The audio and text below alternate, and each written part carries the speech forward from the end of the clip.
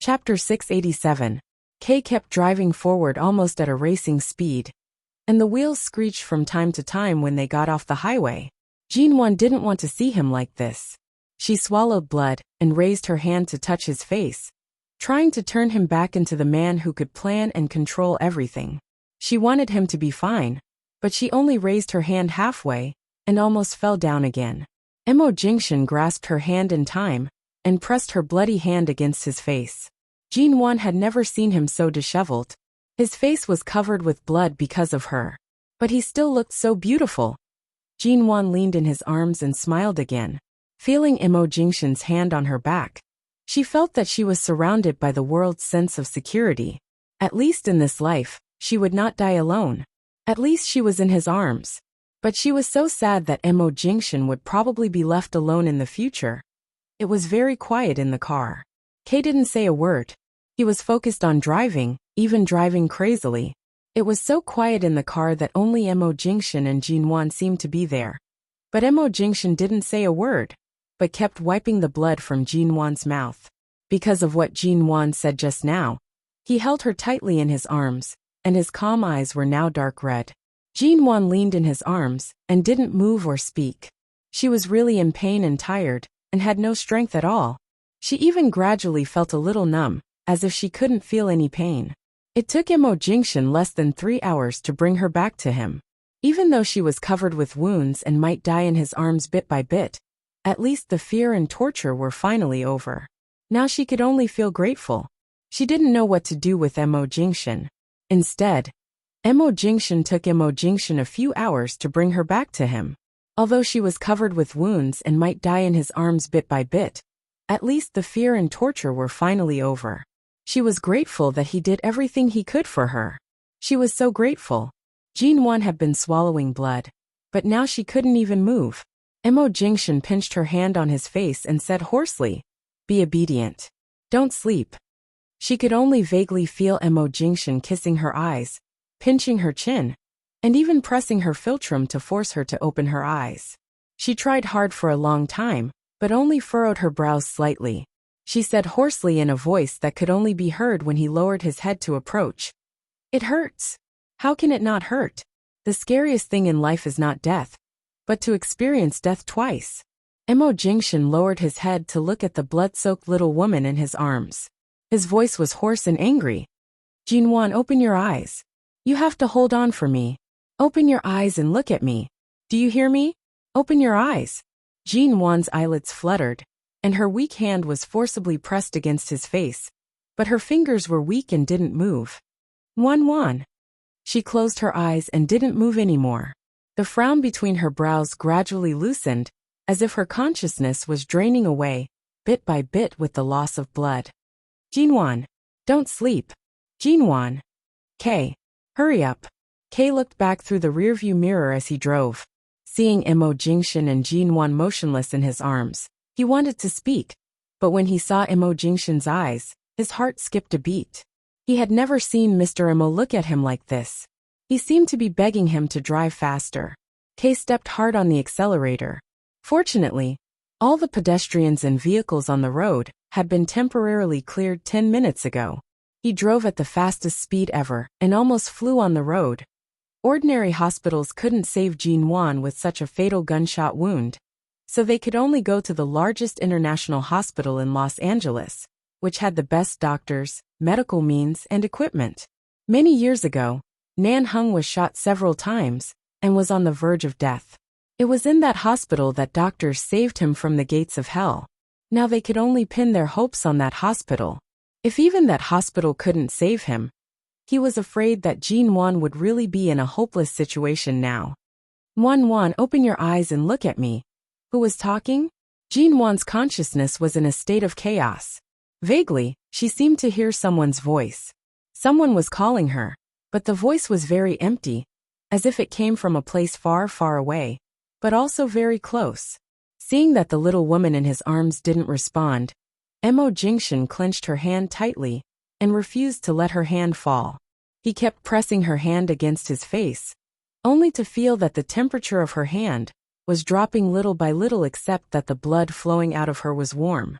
They arrived at the hospital in 15 minutes. The distance from the highway to the hospital was almost a miracle. Jin-won was rushed into the emergency room. Seeing that Dr. Wendell, who had saved many lives in 11 base, had put on a sterilized suit and walked into the emergency room, Kei stood outside and let out a long breath. When he looked back, he saw Imo Jingshin standing there, covered with Jin-won's blood. Many people around were shocked and thought he was injured. Otherwise, how could there be so much blood on his body? Mr. Mok walked over. He used to be in awe and admiration of Mr. Mo, so he often spoke to him carefully, but now it was not because he was careful, but because he really didn't know how to speak to him. The best doctors in the United States are here. Mrs. Mo will be able to hold on. Kei was a little speechless. Even he knew how uncertain his words were. After all, Jin-won was shot in the back of the spine near the back of the neck, which was really too dangerous. If the shot was a little more accurate, she would have died on the spot. Chapter 688. At 1 o'clock in the morning.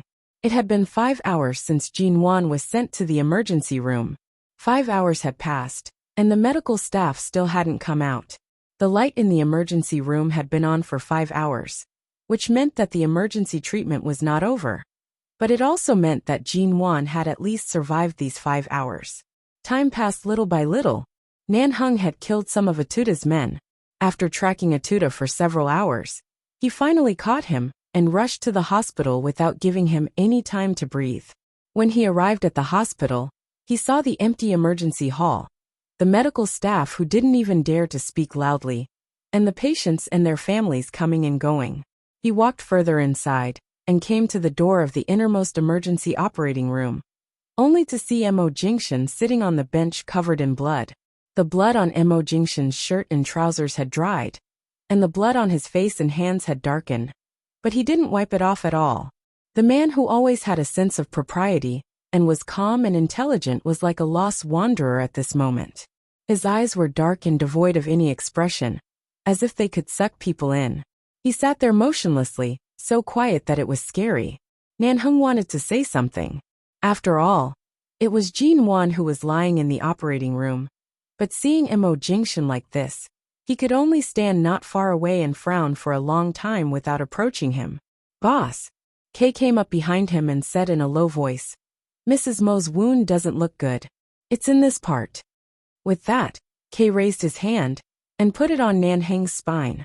"Here." Nan-hung furrowed his brows. "Damn it, Atuta is such a bastard." It was Mrs. Mo who suddenly took the bullet for Mr. Mo. Kei said in a low voice, "Don't mention Atuta and those people in front of him now. Otherwise, if anything happens to Mrs. Mo, I'm afraid Mr. Mo will kill them." "Do you think he hasn't killed them?" Nan-hung said coldly. "Did you forget who gave Dolly the fatal shot in the forehead 3 years ago in Cambodia? At that time, it was also because of Jin-won that he had broken the oath he had made in front of Elder Mo, to not stain his hands with blood. Do you think Atuta will have a good time this time? I'm afraid that even if I'm cut to death by 1,000 cuts, it won't be enough to dispel the hatred in my heart." Kei didn't speak again, but looked worriedly at the light on the emergency room. "Have you informed Chin sighting?" "Yes, Dr. Chin had an operation a few hours ago. After that, he booked a direct flight to Los Angeles. He should arrive tomorrow morning. I also informed Feng Ling." Hearing Feng Ling's name, Nan-hung paused and suddenly glanced at him. Kei hurriedly looked away and didn't speak. If it were any other reason, Feng Ling wouldn't go back to Los Angeles at all. But now Jin-won's life was at stake. She would definitely come back. Nan-hung turned to look at Imo Jingshin. After a while he frowned, took out a pack of cigarettes, and turned to walk out of the hospital. He smoked for a long time outside the hospital, before returning with the smell of smoke on his body. He saw that Imo Jingshin was still sitting there in the same posture. He walked over and threw half a pack of cigarettes to him. Imo Jingshin didn't take it, and the pack of cigarettes fell to the ground along his blood-stained trousers. Nan-hung looked at him and narrowed his eyes coldly. "I've known you for so many years, and today I finally see you lose your cool. But what's the use of suffering? When the brothers in 11 base went on missions, they all died one after another. It's said that men shouldn't cry, But how many times have my eyes turned red, and how many times have I hated? But no matter how much I hate, everyone is just flesh and blood. There are no miracles in this world. If you can keep them, you should keep them. If you can't, even if you poke a hole in the sky, they will still leave. We both came back from the gates of hell. Jean Wan was destined to be entangled with you since she fished you out of the Los Angeles River when she was a teenager. Even if her life should have been stable and peaceful, who told her to meet you? I think she has already accepted what she should and shouldn't bear. If she doesn't love you to a certain extent, no one would have the courage to block a bullet. It can be seen that in the years you've been apart, her feelings for you have not diminished. Back then, when you watched Mr. Zan bring her to London, I saw that you were very calm. Now you, Mo Jingshan, are finally willing to admit that you also feel pain? Mo Jingshan slowly closed his eyes and still sat there. Nan Heng sat on the opposite bench and looked at the light in the emergency room. After a while he said, since she can hold on for so long after being sent to the hospital, maybe she can hold on for a little longer, 1 or 2 more days. As long as she can hold on for a certain period of time, she may still be saved. If she is shot in that position, she will be killed with 1 shot. Maybe she was shot a little bit too far away, but this little bit may be her only chance of survival. At this time, I don't have any words of comfort or coax her. But I believe Jean Wan won't leave so easily, and she won't be willing to leave so easily. Mo Jingshan opened his eyes and looked at his hand, hanging between his legs with his dark eyes, and the blood on it that had darkened a lot. His ears were filled with Jean Wan's voice when she spoke with blood in her mouth. Only you will be willing to endure everything for me. Do you think only you can love? Do you think only you can love? These words kept echoing in his mind. Mo Jingshan's brain was buzzing. He slowly raised his hand mechanically and looked at the blood on it. Thank you for loving me, in both my previous and current lives. Thank you for not really giving up on me. Thank you for still wanting me. She could say these words, which showed how careful and uneasy she was in love with him. How afraid she was that he would leave in a fit of anger and never come back for 10 years. And how afraid she would be separated by death as soon as she turned around. On the surface, she looked so tough that she didn't feel anything. But when he pushed her away step by step and told her that he was already dead just to let her go, the expression on her face was deeply imprinted in his mind, and he couldn't forget it. She had been afraid, but he had pushed her so far away when she was at her most apprehensive and afraid. In order to keep him, she even abandoned her dignity and desperately hugged and held him. But in the end, he still pushed her away. He remembered that when she signed the divorce agreement, she didn't even plan to see him for the last time, and directly went to England. He remembered that she fell into his arms with blood in her mouth, and said that she never stopped loving him. He remembered that she said in a very low voice that it hurt in his arms. Yes, it hurt. Chapter 689. It was far more than 5 hours. The light in front of the emergency room was on until the next morning. At 8 o'clock in the morning, Qin Sighting, who flew over overnight, arrived, but Jean Wan still hadn't come out of the emergency room. How long has she been in there? Qin Sighting had learned about the situation from Kay before he came, so he didn't ask anything. Seeing that the emergency operation was still ongoing, he asked this question. Nan Heng held a cigarette in his hand, but didn't smoke it. He just sat here and waited all night. Then he looked at Qin Sighting and said flatly, "It's been more than 12 hours." Qin Sighting didn't know whether he was relieved or not. He just nodded and said, "When I saved your life in Los Angeles with Dr. Wendell was very skilled in removing bullets from dangerous parts. At that time, I just cooperated with him in the operating room. Now even without me, I believe Dr. Wendell is able to save Jean Wan. After all, it's been so long, and she hasn't given up. Let's wait a little longer. Am I the one in a hurry now?" Nan Heng pointed with his chin in the direction of the stone on the bench outside the emergency room. Qin Sighting looked at Mo Jingshan, walked over, and looked at him condescendingly. Every dog has its day. When Jean Wan had a miscarriage, she waited outside aimlessly every day for you to wake up. That kind of anxiety and fear must be similar to this, isn't it? Or more painful than you are now. In just one night, Mo Jingshan's chin was already covered in green stubble. His body was covered in dried blood, and he looked like this. Even Qin Sighting could barely recognize him. After all, Mo Jingshan was his brother. No matter how much Qin Sighting hated him, in this situation, it was useless for him to say anything except to stimulate him and keep him from collapsing. Just then, the light on the door of the emergency room finally turned from red to green. Qin Sighting was most sensitive to the change of light in the emergency room. After all, he knew the meaning of this light too well. He quickly glanced at the light on the door and suddenly said, "She should have survived." Mo Jingshan immediately turned to look at the door of the emergency room. Seeing the color of the light on the door, he got up and walked over quickly.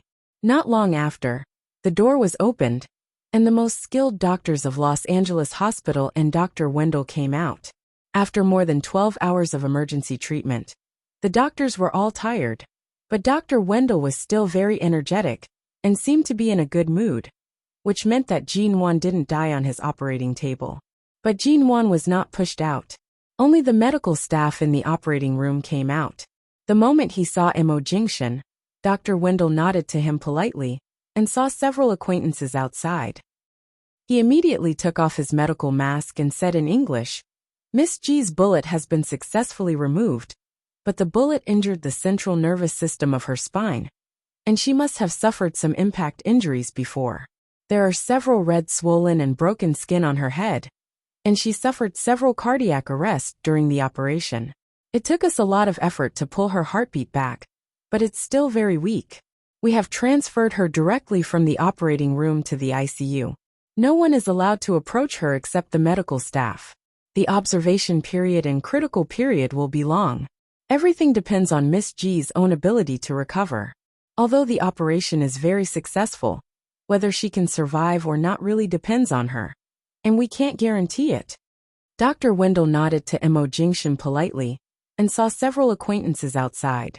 He immediately took off his medical mask and said in English, "The bullet has been successfully removed from Miss G's body, but the bullet injured the central nervous system of her spine. Has she been transferred to the ICU?" Mo Jingshan asked, his voice almost hoarse when he spoke. Dr. Wendell nodded. "Her internal organs and spine have been injured by the bullet. She must be transferred directly from here to a sterile environment. Otherwise, her internal organs will be easily infected. Mr. Mo, please rest assured. As long as your wife still has a chance of survival, we will not give up. The most professional doctors will take care of her 24 hours a day." The central nervous system of her head and spine was injured. Qin Sighting asked calmly, "Will it affect the functions of her brain, including her brain, thinking, intelligence, etc.?" Dr. Wendell said lightly, "It's not certain yet. We need to observe her after she passes the critical period. Dr. Qin, you should know very well that Miss G was injured in a very dangerous position. It's not easy for her to survive such a long time. As for the rest, we can only observe her slowly." Qin Sighting nodded and said no more. "Mr. Mo, I'm going to change my clothes first. It's very uncomfortable to wear this for more than 10 hours in the sterile operating room. I'll tell you more about Miss G's condition after I change my clothes," Wendell said politely and respectfully to Mo Jingshan. After Mo Jingshan silently nodded, he left with the other doctors to change clothes. The lights in the emergency room then went off. Hearing that Jinwan's life was saved, Nanheng turned to tell Kay about Atuda. Qin Sighting stood there with his hands in his trouser pockets and turned to look at Mo Jingshan, who frowned, because he didn't see Jinwan come out unscathed. "Just like your car accident, the central nervous system of her spine was injured. Did she save your life?" Mo Jingshan's eyes were distant. He just listened and said nothing. Nanheng had been waiting for Feng Ling to show up, but she didn't come to the hospital. 11 Base made several calls in a row. They had to go back to deal with the Tuda, and they couldn't delay any longer.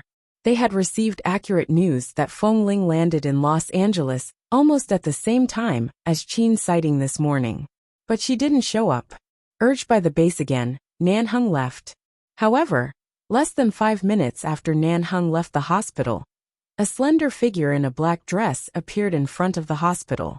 Seeing that Nanheng had left, She entered the hospital. Kay had just received a call and was about to come out when he suddenly saw a woman with shoulder-length hair, dressed very feminine, and wearing sunglasses coming in. He didn't pay much attention to her. After all, there were many beautiful women in Los Angeles, and there were many such enchanting and charming women. However, at the moment when he passed by the woman, he suddenly paused and turned stiffly as though he had been struck by lightning. He looked at the back of the woman, who was somewhat strange, but could not be more familiar, and said in surprise, "Feng Ling?" Chapter 690. Damn it. From the time Feng Ling sneaked into their 11 base at the age of 13 until now, they had been through life and death together. After more than 10 years, even if they later found out that Feng Ling was a F***king woman, they couldn't be more surprised than now. When had he ever seen Feng Ling so feminine? Was she really Feng Ling? 2 years ago, Feng Ling's hair had grown out a little, but it was still neatly trimmed to her ears. Although she looked like a woman, it didn't look so strange. But now her hair was shoulder length. Although it was still black and hadn't been permed or dyed, the length in her simple yet elegant appearance really made Kay's jaw drop. Oh my God. He was used to seeing her like a tomboy. He only knew that her skin was very fair and her facial features were very beautiful. But now he knew that the national treasure of their base was actually so beautiful.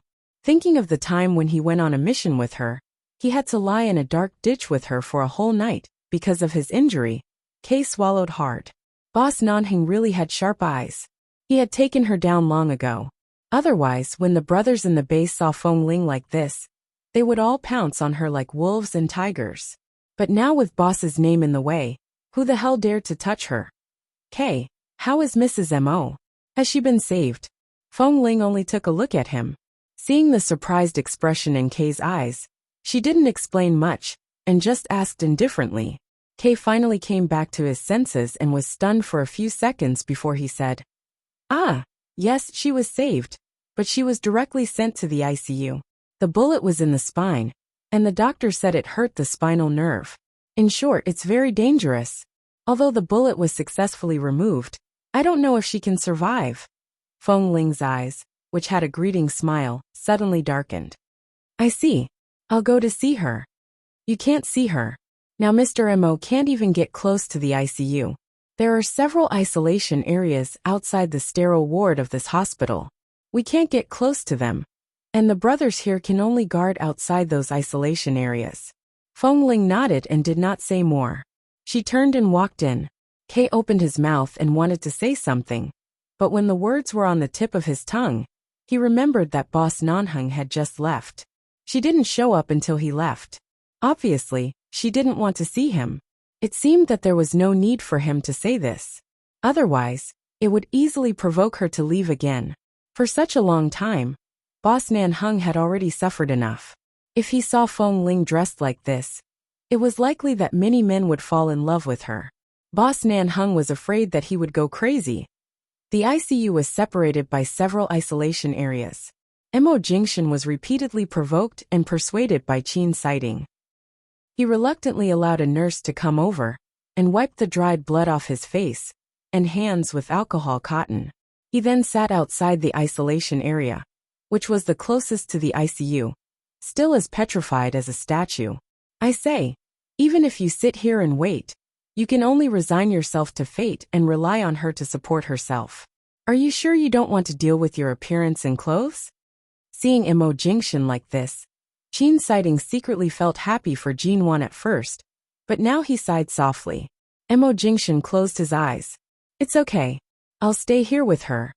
Qin Sighting sat on the same bench and looked at the direction of the ICU, which was so far away that he could barely see it. "I trust Dr. Wendell's medical skills. In the whole world, he is the only doctor I can trust. Since he could take out the bullet safely and didn't hurt her, I think he sent her to the sterile ward so cautiously because he wanted to continue treating her. If there was no hope, he wouldn't spend so much effort. You know, Dr. Wendell has a temper. If it's a hopeless patient, he won't even accept her." At this time, the sound of high heels approached. Qin Sighting raised his head, took a look, and then withdrew his gaze. Then he paused and jerked his eyes back to look at the person. When he saw Feng Ling's face, Qin Sighting raised his eyebrows. Did Nanheng see you like this? Mo Jingshan also glanced in Feng Ling's direction. His gaze was indifferent and emotionless. But it was clear that no one expected Feng Ling to appear here. Not to mention that she had completely changed. Feng Ling automatically blocked out the word Nanheng. When she walked over, she took a look inside, looked at Mo Jingshan, and greeted him respectfully as usual. Mr. Mo Jingshan nodded imperceptibly and still didn't speak. He was a man of few words. Ever since Jin Wan was shot, he had become much quieter. Feng Ling turned to Qin Sighting and nodded. Dr. Qin. Qin Sighting raised his eyebrows and smiled. Very beautiful, Miss Feng. He said the word Miss Feng meaningfully. Obviously he was teasing her. Feng Ling didn't get angry. She just smiled and nodded at him again. Not only did the handsome young man suddenly become a woman, but she was also so beautiful. When Qin Sighting thought of how colorful Nanheng's face would be if he saw Feng Ling dressed like this, he found it even more amusing. But after all, Jin Wan was still in danger, and he really couldn't laugh, so he just said, "You specially came back for Jin Wan's matter?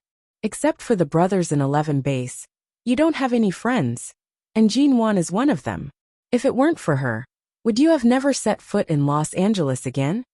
Feng Ling smiled frankly. Why do I have to go back to Los Angeles? You know, after leaving 11 base, I'm no longer a member of their base. When I return to the place where I belong, I'm no longer the Feng Ling I used to be. Indeed, if it weren't for Jin Wan, I wouldn't be standing here anymore. You're really ruthless. Qin Sighting sneered. Are all you women like this? As long as you don't look back, even if a man kneels down to beg you, you won't feel anything? Feng Ling glanced at him and asked, Does Dr. Qin look like a man who will kneel to a woman? Or does Nanheng look like the kind of man who will kneel to a woman? Qin Sighting. Chapter 691. What's going on? Feng Ling asked abruptly, when she saw the back of the medical staff in a hurry. Qin Sighting's voice was calm. Do you think people can just sleep in the ICU? They may face cardiac arrest or near death at any time. Jin Wan's life is not easy. This kind of emergency rescue will happen from time to time in the next few days. You have to get used to it. Hearing this, Feng Ling didn't show much expression on her face, but she couldn't help looking inside. She turned back to look at Mo Jingshan, only to see that the man's gaze never left the ICU. His gaze did not move. Half an hour later, the emergency medical staff all came out. They looked relieved, which meant that Jin Wan had survived another crisis. Men often think women are fragile, but in fact, everyone is equal in the face of life. Even women's willpower is stronger than men's in many cases, Feng Ling said. I learned this when I went to London to accompany Jin Wan for a year. She has a tenacity in her nature that others can't see, so she will definitely hold on. Mo Jingshan glanced out of the window of the ICU, and then looked back at Feng Ling. His eyes were dark, but he immediately understood. After 3 days of life-threatening danger, Dr. Wendell walked out of the ICU on the third night, only to see Mo Jingshan, who had barely slept in the hospital for 3 days and hadn't even changed his clothes. After all, they had met many times and known each other for many years.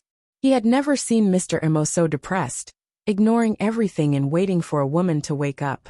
Dr. Wendell said, Many of Miss G's vital signs have gradually recovered, but she still needs to be observed in the ICU for a few more days. She has survived the critical period.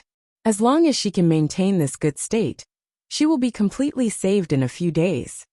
Hearing Dr. Wendell's words, Mo Jingshan's expression, which had been cold for 3 days, finally showed signs of softening. Qin Sighting nodded to Dr. Wendell. Thank you for your hard work. I finally heard good news. Dr. Wendell also smiled. Yes, Miss G is very tenacious. Every time her heart stopped, and she was on the verge of death, she could be saved. After every treatment, I can feel that she consciously wants to wake up. At times like this, willpower is still very important. Qin Sighting nodded. Dr. Wendell looked at Mo Jingshan.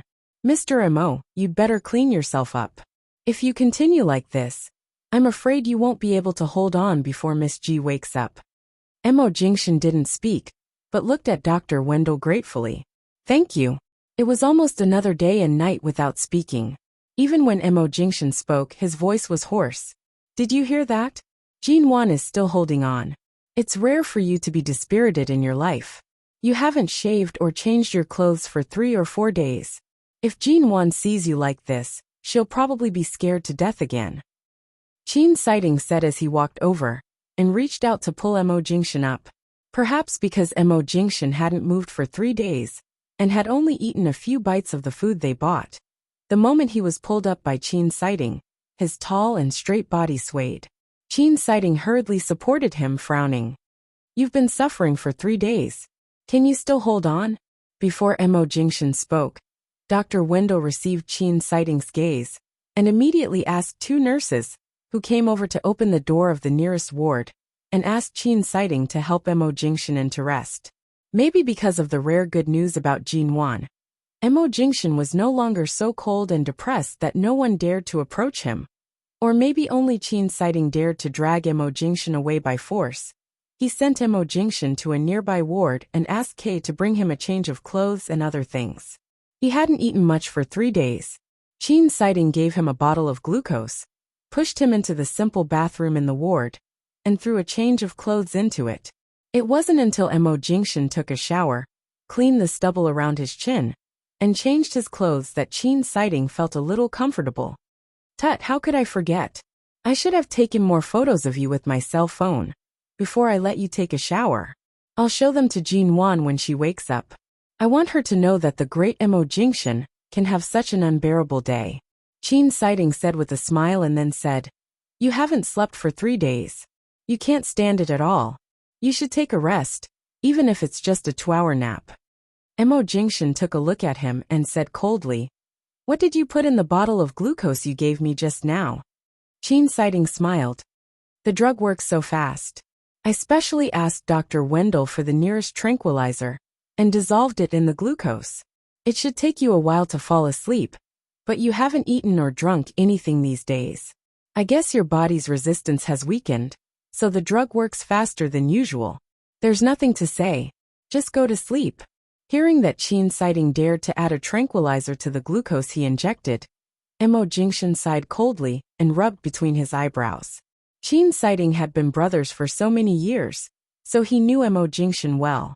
He knew the heartache behind Mo Jingshan's indifference. In the end, Mo Jingshan couldn't resist the tranquilizer he got from Dr. Wendell. Seeing that he could finally close his eyes for a while, Qin Sighting got up and went out. Mo Jingshan slept for an entire night. He did not put much tranquilizer in the glucose, but it allowed him to sleep without relying on the drug for most of the time. However, early the next morning, Mo Jingshan opened his eyes and got up to walk out of the ward. Although he didn't see anything strange, he was still keenly aware that the mood of the people outside was not right. What happened? Mo Jingshan's indifferent handsome face was no longer as dejected as a few days ago, but because of the atmosphere, it was so cold that people didn't dare to look at him. When the people of 11 Base saw Mo Jingshan, their faces all darkened. One of them said, Last night, some of Atuta's men sneaked into the hospital, kidnapped the medical staff on other floors, disguised as medical staff, and took Mrs. Mo away from the ward. The isolation area was too long, and we couldn't get close. When we found them, they had disappeared. Dr. Qin immediately took people to chase them, but there is still no news. Chapter 692. Mo Jingshan went inside in extreme anger.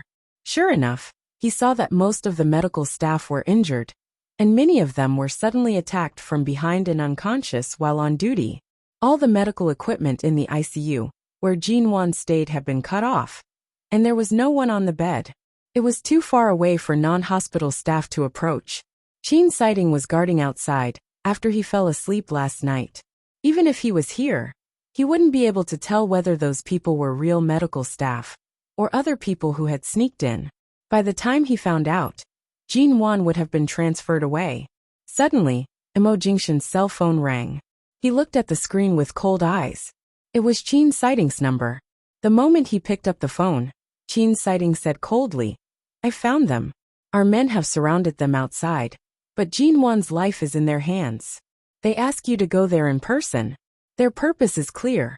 Even if they can't exchange Jinwan for a tuta, they want to get what they want from you. They are just using the reason of exchanging a tuta as an excuse. In fact, they want to take the opportunity to monopolize her. I'll go there. Mo Jingshan hung up the phone expressionlessly, turned around and walked out. The large hotel room was silent and deserted. Several Cambodians surrounded the pale woman on the bed. She had not woken up since they stole her out of the ICU a few hours ago. They even wondered if they had stolen a dead person. Could she threaten Mo Jingshan? But after all, they heard that this woman named Jin Wan was Mo Jingshan's only weakness. If they took her out of the ICU, she must be a threat to him. Will she die here? One of the shorties looked at the woman on the bed and felt that she looked no different from a dead person. She didn't react at all. Even if she dies, Control will find a way to bring her back intact. Just wait patiently. He will be here soon. We are surrounded by 11 base. Isn't it too dangerous to do this? Brother hasn't been rescued yet. Shall we exchange brother's life for his? What do you mean exchange? As long as we get what we want from Control, the money will be ours. Big brother has been in their hands for so many days. Even if he's not dead, he'll be crippled. Even if we save him, he won't be able to protect us. Let's ignore him and do this ourselves. At this time, one of them put his hand between the nose of the woman on the bed. After a while, he said nervously, "She's breathing is very weak. If we steal her out like this and she dies here, will Control kill us all at once? For example, blow up this building? His woman is in our hands, so the building won't explode. We've already stolen her, so what's there to be afraid of?" Just as they were discussing what to do next, Mo Jingshan had already arrived at Qin Sighting's location. They're up there, and they're threatening you with Mrs. Mo's life. If you don't come in person, they'll throw Mrs. Mo down from the balcony of the top floor. Kay, who had come with Qin Sighting, came over and said, "Mr. Mo, these people aren't very loyal to Atuda, and they've been scheming against him for a long time. In my opinion, it's easier to deal with such mercenary people than those who are too loyal and inflexible. Be careful. We'll follow them." Those people asked Mo Jingshan to go up in person and not to carry a gun. Standing on the quiet and luxurious corridor carpet of the hotel, Mo Jingshan stretched out his arms expressionlessly and allowed the two Cambodians to search him. After making sure he didn't carry a gun, they allowed him to enter the elevator. Until the top floor of the hotel, the man walked out of the elevator. His tall and straight figure emitted a cold aura like a thin blade. He glanced at the room in front of him and the few people guarding outside the door. He walked over with a cold expression. His voice seemed to overflow from his throat, and his tone was cold and mocking. "A few traitors who want to occupy the mountain and become kings. Their ambitions are really great. How dare they kidnap my people?" The guards outside the room didn't speak English very well and didn't understand Chinese very well. Seeing Mo Jingshan come up alone, they froze for a moment and then quickly put on a cold face and said in Cambodian, "Mr. Control, we're negotiating with you with your woman's life. It's not so easy for you to enter this door. You'd better think it over. Do you want her life or the underground wealth that you don't even care about? Anyway, you don't want those things. You might as well give them to us." They weren't sure if Mo Jingshan could understand them. When they were hesitating about how to communicate with him, Mo Jingshan said flatly, "Tell your current leader to come out." He was speaking in Cambodian. Those people paused. They had heard from Atuda that Mr. Control was very difficult to deal with, whether in terms of intelligence, means or other aspects. Many of his accomplices had suffered a lot in the hands of him and 11 base many years ago. But they didn't expect that he was proficient in so many languages. One of them calmed down and repeated in a threatening tone, "Mr. Control, our current leader was once the most powerful elite under Atuda's command. He said that as long as you give us what we want, he will let your woman go safely." When those people came up to him threateningly, Mo Jingshan took half a step back. It seemed that he was retreating cautiously, but when those people approached him and were about to grab him, he raised his hand and grabbed one of them by the throat, smiling coldly. "You good-for-nothings want to threaten me? If my woman loses even a hair here, I'm afraid the situation will get out of control. I can't guarantee that I won't kill. Before he could finish his sentence, the atmosphere was so tense that it was about to collapse in the next second. In less than half a second, a few people beside him raised their guns and were about to point at him. However, the man in front of them had a cold look in his eyes. His black eyes flashed, and suddenly, his aura was so sharp that it was frightening, so dangerous that it caught them off guard. When they came to themselves, Mo Jingshan's gun had been aimed at one of their eyebrows.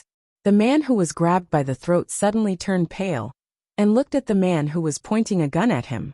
Mo Jingshan took the gun from him so fast that he didn't notice it at all.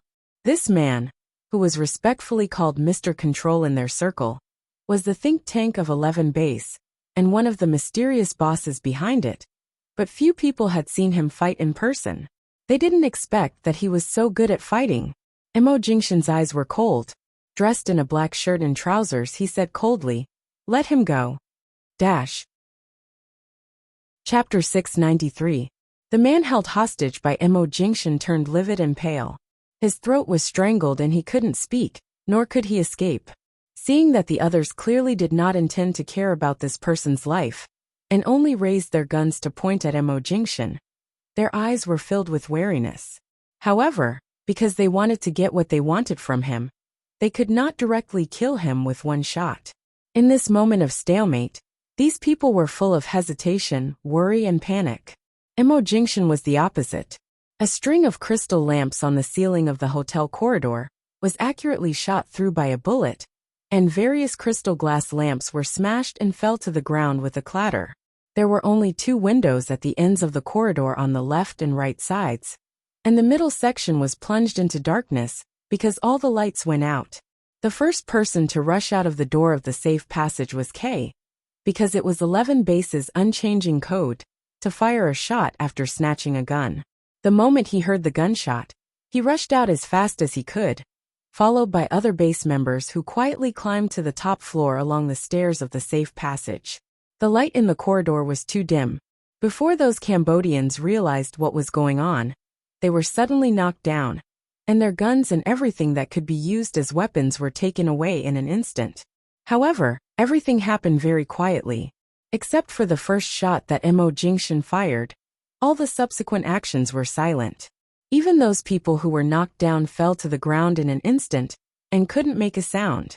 The man held by Mo Jingshan was the only one who hadn't been knocked down. After gradually adapting to the dark light, he saw the scene around him and the people of 11 Base. His face changed dramatically, and he immediately wanted to shout to warn those people who were holding Jinwan hostage in the room.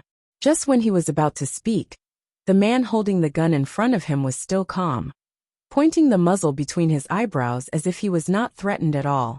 Mo Jingshan's face remained unchanged, and he still said 2 words coldly, "Open the door."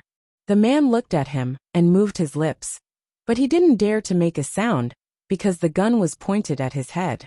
He was about to beg for mercy when the door behind him opened. Although there was no sound after that, their guns were not silenced, and the people inside must have heard the sound when Mo Jingshan fired. It was just that they couldn't guess whether the gun was fired by their men or someone else. After all, if Mo Jingshan could really enter this hotel, he should have been searched and couldn't have brought a gun in. But the people who came out didn't expect that when the door opened, they would see more than 20 people of 11 Base standing in a row in the dark, and all the guns were aimed in the direction of the door. The man's expression changed, and his pupils constricted. Just as he was about to retreat, he stopped in front of the door in fright because of the muzzles of the guns. There was a moment of dead silence in the corridor. From the beginning to the end, Mo Jingshan remained calm and indifferent. The people in front of the door saw Mo Jingshan in the darkness, and then saw their brothers lying unconscious on the ground. One of them was being held hostage by Mo Jingshan. They abruptly turned around and rushed back. At the moment when the man moved, Kay took the lead to shoot. With a bang, the man was shot in the shoulder. The people in the room were ready to go, and the leader had already dragged Jin-won up from the bed. At the moment when Kay rushed in with his men, he saw several people carrying Jin-won on their shoulders, standing on the balcony, and pointing their guns at the door. They were few in number and might not have enough bullets, but their biggest trump card was Jinwan. Seeing Jinwan, who hadn't passed the critical period, being carried on their shoulders and left the hospital, they didn't know if she could survive this. Kay glared at them coldly and pointed the gun in his hand at the head of the man who was carrying Jinwan. The Los Angeles police and the members of 11 Base have completely surrounded the hotel. If you don't want to make things worse, let them go immediately. The man behind Kay said, I'll give you the last 30 seconds. The leader who was carrying Jinwan sneered and suddenly looked back at the balcony, only to see that the Los Angeles rescue team had arrived at the balcony, and a huge air cushion, as high as 2 stories, had been laid down below. Even if they threatened them by throwing this woman down, there was no room for them to threaten them. Even if they jumped down now, even if they didn't die, they would be instantly held down by the people who surrounded them below. The expressions of these people were instantly filled with panic, full of surprise. They had been with the Tuta in war-torn countries for many years, and the rescue teams of those countries would never come to rescue them in time. They were not familiar with Los Angeles, so they usually followed a Tuta and listened to his decisions. They didn't expect that when they wanted to do a big job, they would miscalculate so much. Did this Mr. Control know that they would make a mistake? Kay was about to go up, but in a flash, the gun suddenly changed direction and stuck directly to Jinwan's body. The members of 11 Base were not weak. They were even better trained than many members of the American Special Forces, and had excellent martial arts skills. As long as it was a normal fight, they would not be at a disadvantage. But now Mrs. Mo was in the hands of these Cambodians, and more importantly, Mrs. Mo's health was not very good. She had been saved in the hospital, so they couldn't make any mistakes, so they couldn't do their best. But even at this point, the people of 11 Base didn't seem to be at a disadvantage at all. Just when those people had been cautiously staring at Kay, fearing that they would be threatened and were going to attack them, Mo Jingshan hit the ribs of the man he was holding with a clever force. As the man bent over in pain, Mo Jingshan kicked him forward. Hearing the noise, Kay looked back and saw this scene. At the same time, he raised his foot and kicked the man forward again. This man was too dark, thin and short. After being kicked twice, he almost flew to the balcony not far away, and finally fell heavily at the feet of those people, spitting out blood from his mouth. Chapter 694. Don't come any closer, or we'll kill her now. He wanted her to take her last breath right here. Even if we die, we can take Mr. Control's beloved wife with us. The leader of the men on the balcony pressed the muzzle against Jinwan's back. As if on purpose, he pressed the muzzle harder and harder on the wound, where Jinwan had just taken out the bullet. Seeing the wound on Jinwan's shoulder that had almost healed gradually oozed blood again, and stained her white hospital gown, Mo Jingshan immediately stopped in his tracks. Kay and the others had already pulled the trigger of their guns. A fight could break out at any time.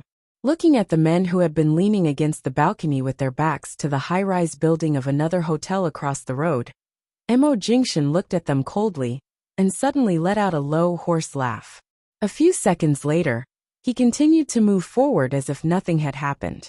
The leader of the men also tightened his fingers on the trigger, and watched Mr. Control come over, as if he didn't care about this woman's life at all. Didn't their brother Atuta say that this woman named Jinwan was Mr. Control's weakness? Why did Mr. Control not seem to care about her, when she was injured like this, and her life was still in their hands? Was it because this woman couldn't live long? Or did Mr. Control have some other plan? But looking at this man's fearless expression, and even his entire body was filled with cold disdain, it was obvious that it was different from what they had imagined. Just as they cautiously carried Jinwan to the balcony, and leaned against the balcony railing, Mo Jingshan said flatly, "You're courting death." The man's tone was too cold, so cold that they didn't understand what he meant when he suddenly said those words. However, suddenly there was a muffled bang. It was a silencer. Only those who knew how to shoot could distinguish the sudden muffled sound, but none of the people of 11 Base in the room, including Mo Jingshan, fired. It had only been 2 seconds before the men on the balcony realized what had happened. The leader of the men carrying Jinwan had been shot through the back of his head, He stood there stiffly for 2 seconds, and then slowly knelt down. Even though he was dead, his eyes were still wide open, and he couldn't believe what had happened. Just as those people were frightened by this sudden change.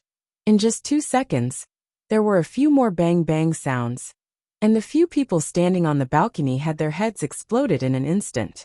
Seeing those men fall to the ground one by one and die with their eyes wide open in disbelief, Mo Jingshan looked calmly at the top window of the hotel across the road, where a sniper rifle was still standing.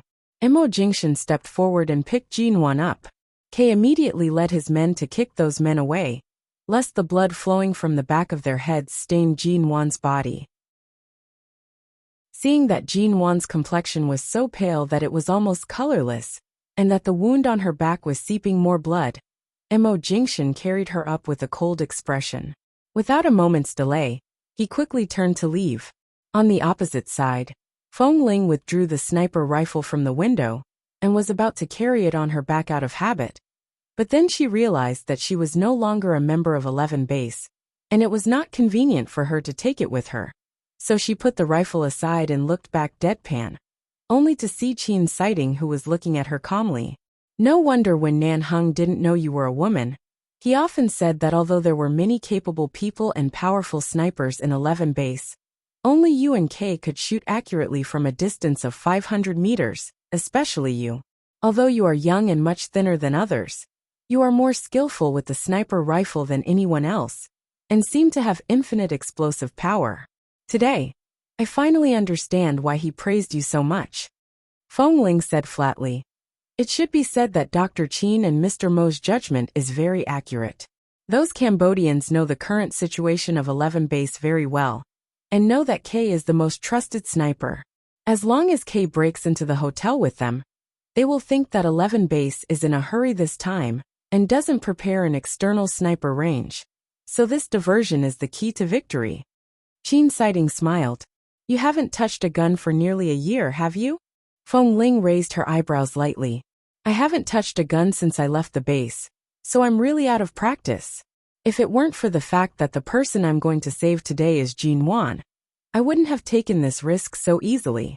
If I didn't aim accurately, I would have killed more than her. Since Nan Hung asked me to call you here, of course, I trust your marksmanship.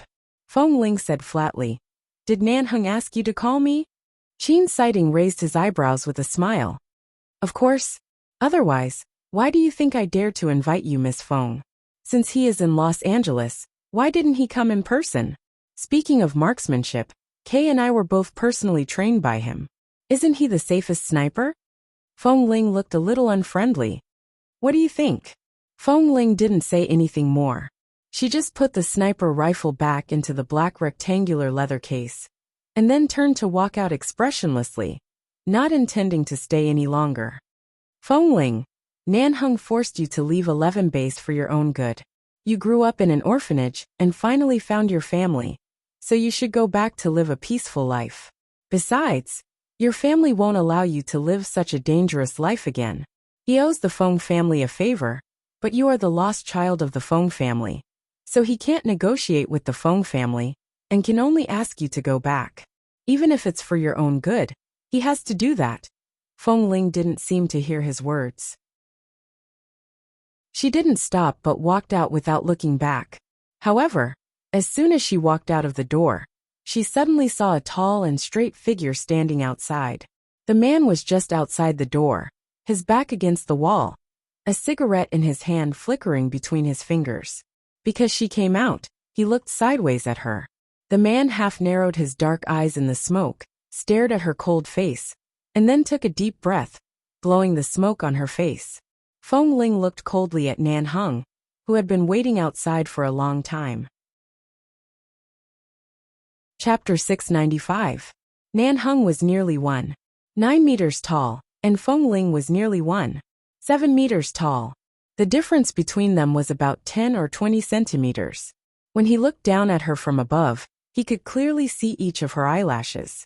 At this time, because she saw him, her eyelashes seemed to be frozen bit by bit, without any warmth.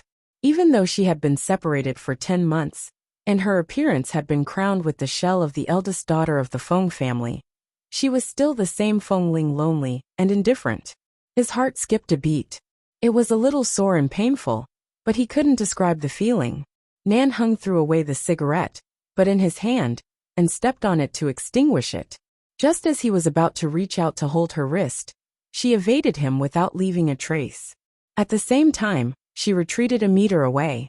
Nan Heng looked down at her and said in a low and hoarse voice, "I haven't seen you for 10 months. Are you going to avoid me like this?" Fengling didn't seem to hear him. Her eyes were cold. She gave up taking the elevator and turned to go straight to the safe passage in the other direction. Nan Heng's expression froze for a moment. Then he quickly followed up. Qin Sighting rushed back to the hospital and entered the emergency room with Dr. Wendell. If it had been any longer, Jin Wan would have died in that hotel. A few hours later, Jin Wan was sent back to the ICU. This time, the hospital learned from their mistake and allowed the people of 11 Base to enter the isolation area. They put on a layer of sterilized coats and guarded outside the ward. Through the glass outside the ward, Mo Jingshan looked at Jin Wan lying motionless inside. All the medical equipment damaged by those people had been replaced with new equipment. She lay there, all white, almost drowned in a pile of medical wires and instruments of various colors beside the bed. No matter how long Mo Jingshan stood there and looked at her, she remained motionless. After participating in the emergency treatment, Qin Sighting took a shower and changed his clothes. Seeing that Mo Jingshan could finally stand outside the ward and look at Jin Wan, he walked over and said, "She was seriously injured. Just a few days after the operation, she was tossed out by those people. After disinfecting and retreating the wound, I can see that her signs of life are stable, but she is still very weak. No matter what, I lost her last night. Her life is in my hands." Mo Jingshan's expression didn't change, but when he looked at Jin Wan on the bed, his eyes darkened, and his voice was low and slow. "Even if I was outside last night, I wouldn't have found what happened inside. After all, the isolation area is too far away, and the medical staff are wearing sterilized masks. It has nothing to do with you. Don't take responsibility." Qin Sighting also looked at Jin Wan. "Those people just want to get what they want from you, so they don't dare to do anything to you. But they are cruel to the people around you. However, they can't afford to take Jin Wan's life." Mo Jingshan stared at the motionless woman inside and said indifferently, "No matter who they are, they can't take her life." These words were light and light. Compared to the scene of Mo Jingshan barging into the hotel alone and firing a warning shot in the morning, it appeared much calmer. However, these words carried more weight. "Is Atuta still in Nan Heng's hands?" Mo Jingshan asked. "I asked Kay. He said that he is locked in the base and many people are guarding him, waiting for you to find time to go back and kill him. After all, the person who was injured is Jin Wan. They know that you have to kill this person yourself to vent their hatred. If Jin Wan doesn't wake up, even if we kill him, it won't be enough." Mo Jingshan's eyes were cold. "Where is Nan Heng?" Qin Sighting didn't answer but sighed with a smile. "You know, it's rare for Fengling to return to Los Angeles because of Jin Wan." Although he didn't answer the question, it was enough to let Mo Jingshan know Nan Heng's current situation. Mo Jingshan didn't speak anymore, but just looked at Jin Wan through the glass. He looked at her pale face, which had lost a lot of weight in just a few days, looked at her eyelashes which hadn't moved at all, and heard what she said before the accident. She said she wanted to go back to the U Garden. In the dark detention room, someone was cursing from time to time. Sometimes it was in Cambodian, sometimes it was in English, and sometimes it was in Chinese. The curses were all the same. "Let Control come to see me. He's such a coward. Why did I let you bunch of trash lock me up here? If you dare, come to see me alone. Control, your Chinese name is Mo Jingshan, right? Get the hell over here." After cursing for several days, Atuta didn't get any food or water. After 4 or 5 days, he had no strength to curse anymore, and was on the verge of death. If he hadn't fainted once, and the people of 11 Base hadn't poured cold water on him to force him to wake up and continue to be tortured, he would have been dead by now. However, the saliva was still stinky. It tasted like the feces and urine of the dogs raised in this base. The wounds on Atuda's body had already dried up. Blood and torn clothes were stuck to his body, and his yellow hair was messy on top of his head and almost tied into a knot. He was still cursing, panting weakly. "Control. Don't think I'll die as easily as a keeb." "Of course you won't die as easily as a keeb. I don't need to come here in person. The people here have thousands of ways to make you beg for death." Suddenly hearing the voice from outside, Atuda frowned and immediately looked up at the man who finally showed up outside the door. The moment he saw Imojingshin clearly, his brows immediately darkened. The man who rarely came back to 11 base from the hospital looked at Atuda, who was in a mess, and said in a low, hoarse and careless voice, "You tried everything you could to get the source of the underground arms from me, just for the endless wealth. You two brothers risked your lives one after another, but you didn't hear me say anything. You don't want to give up, do you?" Atuda sneered. "Even if you don't tell us the source of those channels, I'm afraid you won't take those things. Don't you think it's a pity to hide billions of dollars worth of wealth under your silence? You've been making money in various war-torn countries and eating the food of the dead for so many years, but you haven't even made billions. Don't expect to get the money after I tell you the channel. For a good-for-nothing like you, even if I put those things in front of you, you won't be able to take the astronomical figure." The lighter Imojingshin's tone was, the thicker the disdain in it was. Chapter 696. After receiving a call from the hospital, Imojingshin left 11 base again and hurried back to the hospital. Dr. Wendell said that Jean Wan was kidnapped by those Cambodians before she passed the critical period. She must have hit her head when she was taken into the car, and the head injury caused subarachnoid hemorrhage. Although it was not fatal, it was hard to predict when she would wake up. When Imojingshin returned to the hospital, he was wearing the same clothes as when he returned to the base, black trousers and a black t-shirt. Knowing that it was hard to predict when Jean Wan would wake up, he looked decadent and dark. Apart from changing his clothes and taking a shower, he hadn't tidied himself up for a few days. His short black hair was a little messy due to the wind, but he still had a handsome face with deep facial features. He just left with a cold expression. He walked back to the ICU ward and watched the scene through the glass. Because Jean Wan couldn't move anymore, the brain surgery couldn't be transferred to the operating room, but was carried out directly in the ICU. Through the protective glass window, Imojingshin looked at Jean Wan lying there coldly. She didn't even need to be anesthetized, and didn't seem to feel anything during the operation. The doctors were busy operating on her. Various medical instruments beeped from time to time, and there were images of heart, breathing, blood pressure, and so on. Looking at the faint heartbeat on the image, Imojingshin's eyes were filled with emotion. Stepping on the cold ground, he stood straight in front of the glass. When Kay came back, he saw Imojingshin standing there coldly and solemnly, so he quickly walked up to him. Kay knew that Jean Wan was in critical condition recently, and Mr. Imo couldn't leave, so he respectfully told him what had happened to Atuda in the base. He estimated that Atuda wouldn't be able to live for more than a few days. After briefly explaining how to deal with those people related to Atuda, he didn't disturb him anymore and left. The hospital corridor outside the ICU fell silent again. Imojingshin looked at Jean Wan, who was unconscious, slowly raised his hand, and put it on the glass window. His palm gradually closed, clenched into a fist, and his knuckles turned white. 1 week later, Jean Wan was still unconscious.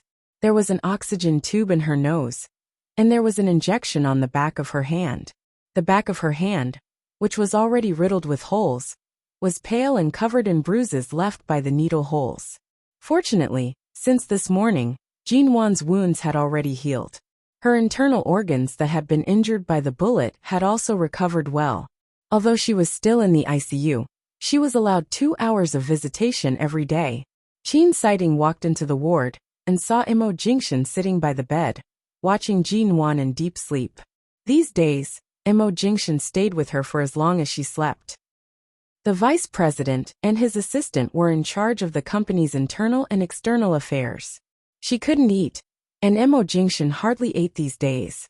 He only took a few bites when they forced him to the table. Chin Sighting came up behind him. "Your cell phone rang. I took a look. It's the Ji family in High City. I guess Jinwon hasn't been heard from these days. Ji Hongwen must have something to talk to her about. Mo Jingshan took a look at the time. I'll call him back later. Jin Sighting nodded. Jinwon is so badly injured now.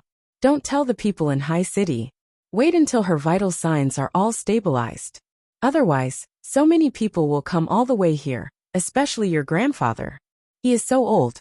The less he knows about these things, the less he will worry about. Mo Jingshan didn't speak anymore. His eyes were still on the face of the person sleeping on the bed motionless. He knew that Mo Jingshan's current state seemed to have nothing to do with him, except for waiting for Jinwon to wake up. Jin Sighting didn't say more. He just patted him on the shoulder, and then looked at Jinwon, who was also sleeping as if she didn't even have a dream. She was motionless, and her face was so pale that she didn't look like a real person.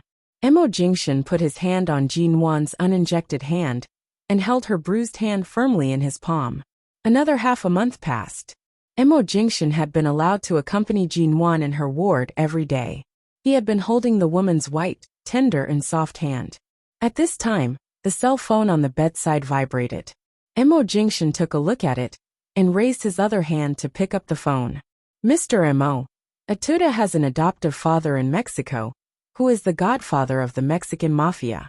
More than 20 years ago, he was also active in war-torn countries all over the world.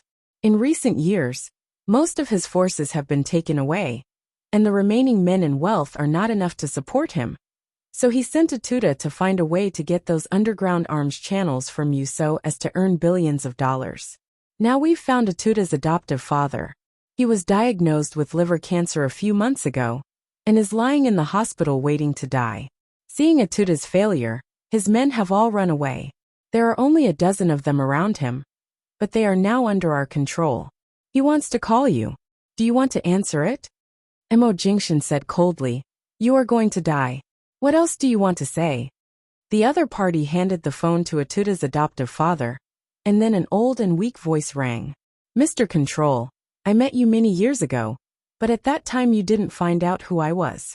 I didn't expect that now my only adopted son has fallen into your hands. Mo Jingshan didn't speak. He just put Jinwon's hand in his palm and slowly stroked it, gently stroking each of her fingers, as if to warm her cold hands, so that they wouldn't stay cold. Mr. Control, there is a saying in China that a mantis is trying to stop a chariot. I know this is the situation we are in now, and I'm not qualified to negotiate with you, but I have no son. Atuda is my only adopted son. He has been very loyal and filial to me for many years. I'm willing to give you the rest of my wealth, as long as you let him go. Now I want to know, what have you done to my adopted son? There was a cold and frivolous sneer in Mo Jingshan's dark eyes. You should ask me what I'm going to do to you. The meaning behind his words was that he would not let them go, and that he would capture every single one of them, from top to bottom, was shockingly clear. Chapter 697. Mo Jingshan abruptly threw his cell phone aside, and held Jinwon's hand hard. He could clearly feel the faint movement of her fingers in his palm. Before he hung up the phone, Atuda's adoptive father's voice rang. Mr. Control, we can negotiate. Please. Mo Jingshan ignored the phone call and hung up. He looked at the woman on the bed whose eyes were still closed, and called her in a low voice. Nwan Nwan. Jinwon's hand moved twice in his palm, as if it was conscious. Although the movement was weak, it was 1,000 times better than the state she had been in for the past few days, when she seemed to be unconscious, and had no reaction at all. Mo Jingshan ordered someone to call Dr. Wendell. Dr. Wendell did a series of examinations on Jinwon, and then nodded with relief. Miss G's vitality and willpower have always been in her subconscious. She didn't give up. Fortunately, her injury is not fatal. As long as she continues to recuperate for a while, her internal and external injuries will be fine, and there won't be any sequelae. However, although the operation went well, there is no guarantee that the bleeding in some blood vessels will be completely cured. We still can't predict when she will wake up in the short term, but her body has regained consciousness. Even if she doesn't wake up, when she recovers to a certain extent, she can be taken out to bask in the sun every day to enhance her immunity and adjust her body to a healthy state. You mean we still can't predict when she will wake up in the short term? Mo Jingshan frowned.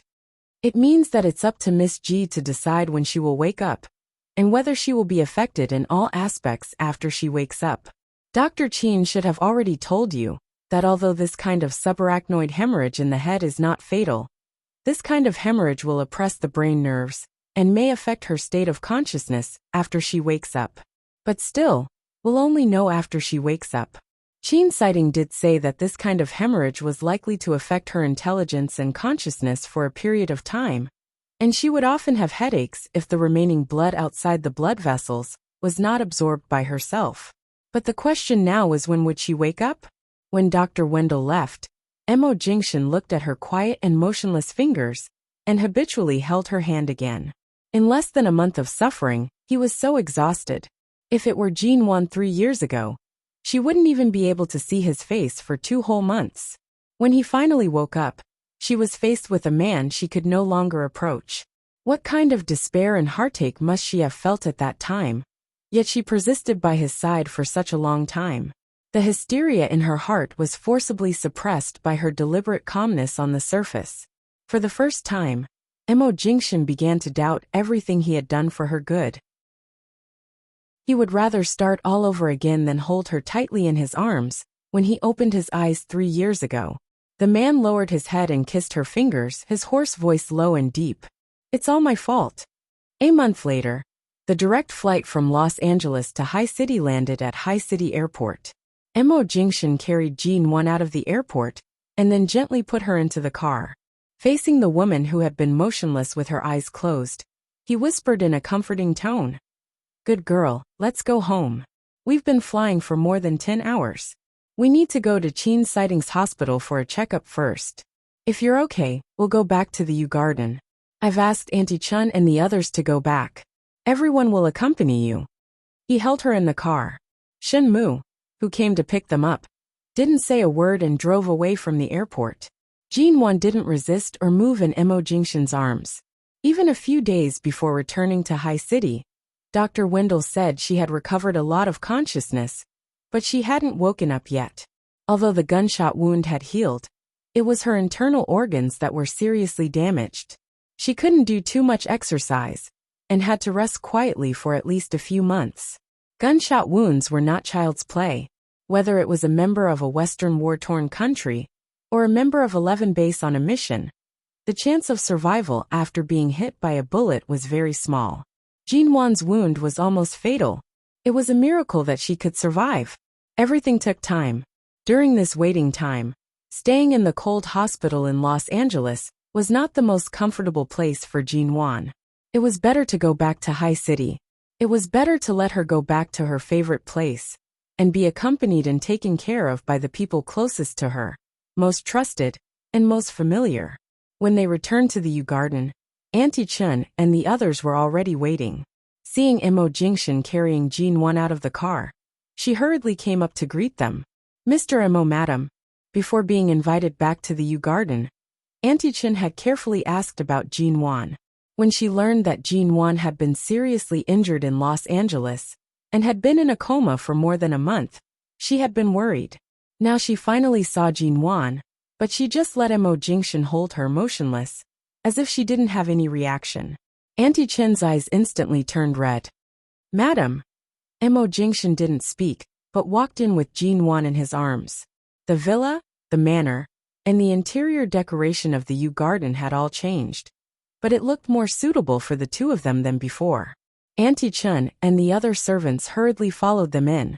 Mo Jingshan put Jin Wan on the sofa and ran his fingers through her long hair. Then, she sat motionlessly on the sofa. He squatted in front of her and held her hand in his palm. Wan, let's go home. After Jin Wan was brought back to High City, because Auntie Chun and the others were taking care of her, Mo Jingshan hadn't been involved in the company's affairs for nearly 2 months, and finally began to put them back on the agenda. However, he came home on time every day and didn't attend any social events in person, leaving them all to his subordinates. Every night, he slept in the same master bedroom with Jin Wan. During the day, Auntie Chun and the servants fed her on time. And at night, Mo Jingshan fed her water and took care of her personally. Even if she didn't wake up, he wouldn't let her suffer at all. Ji Hongwen and Xiao Zhenjuan came to visit separately, but they were both blocked by Auntie Chun. Without Mo Jingshan's permission, no one could go in and disturb Jinwan. For many days, only Qin Sighting as a doctor could enter the Yu Garden occasionally, but most of the time, he came to check on Jinwan to confirm her recovery. Other than him, no one else had the chance to approach the Yu Garden.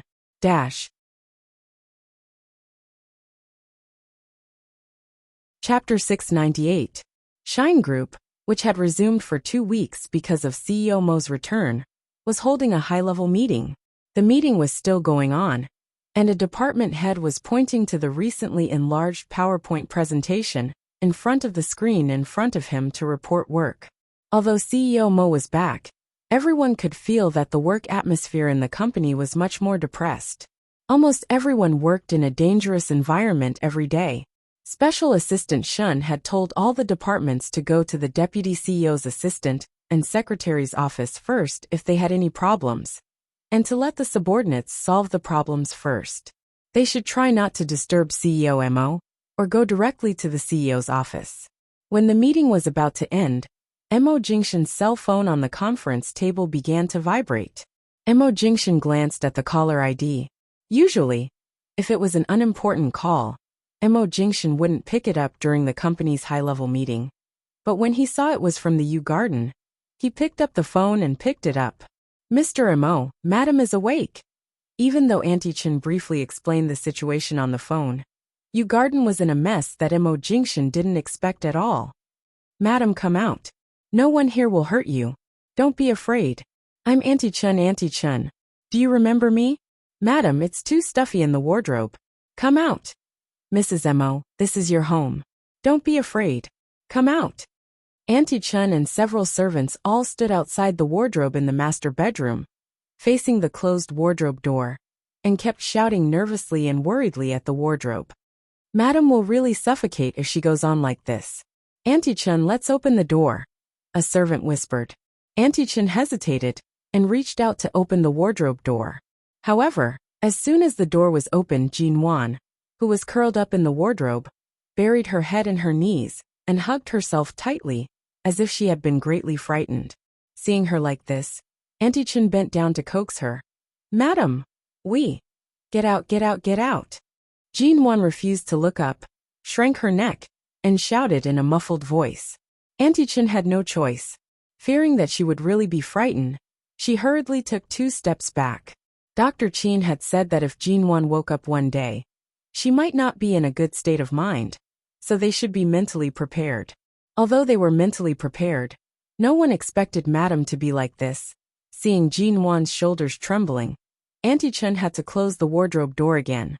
But she carefully put a towel in the middle to make the gap between the wardrobe doors wider, lest Jinwan really suffocate inside.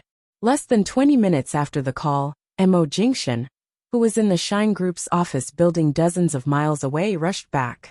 When he entered the bedroom, he saw the mess on the floor. The quilt and pillows were thrown to the ground, and most of the things on the bedside table and table were on the ground. Water was spilled all over the carpet. Several servants and Auntie Chen were gathered around the wardrobe door.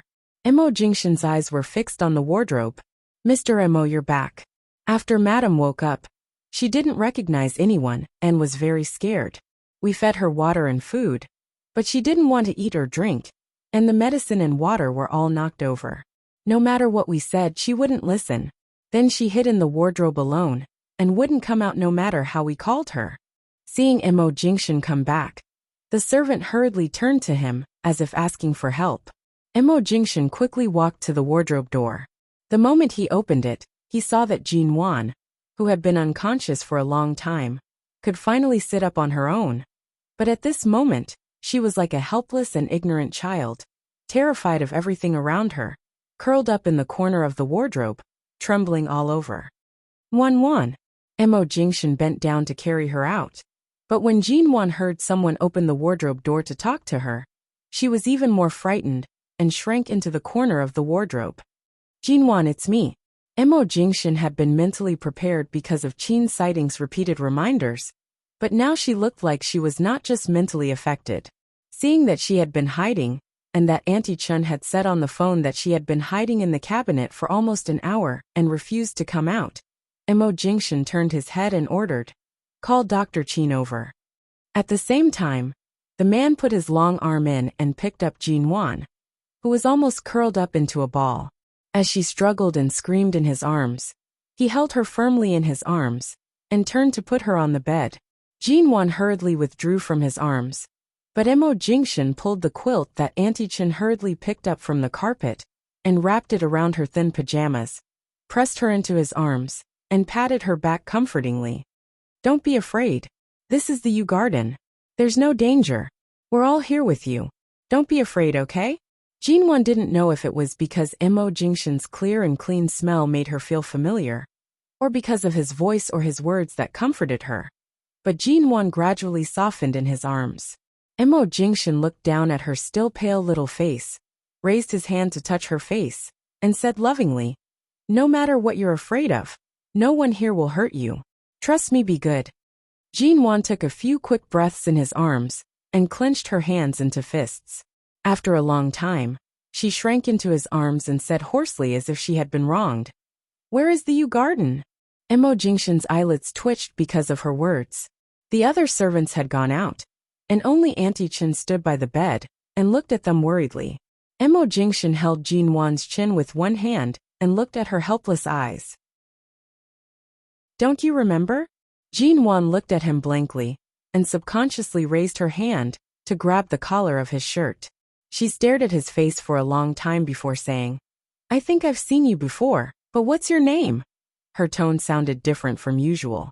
Her confused and puzzled expression made Mo Jingshan's mood fall to the bottom of the valley. Dr. Qin rushed over after receiving the call. When he arrived, he saw Jinwan curled up in Mo Jingshan's arms. Except for Mo Jingshan, she would hide behind him if anyone else came near. Chapter 699. Hearing that Dr. Qin said he could definitely cure her, Auntie Chen breathed a sigh of relief. "That's good. Madam has suffered so much and finally woken up. Please don't have any other problems. As long as she can be cured, we'll cooperate with you in any way," Auntie Chen said and looked at Jinwan, who seemed to think Mo Jingshan looked familiar. She curled up in Mo Jingshan's arms and didn't even look at the others. It was clear that no matter who she looked at, there was only fear in her eyes, except for Mo Jingshan. It could be as short as a week or as long as half a year. It would be fine if Madam could continue to trust and rely on Mr. Mo during this period of time. Qin Sighting saw that Jinwan was no longer paying attention to the others by the bed, or her attention was easily attracted by some small things.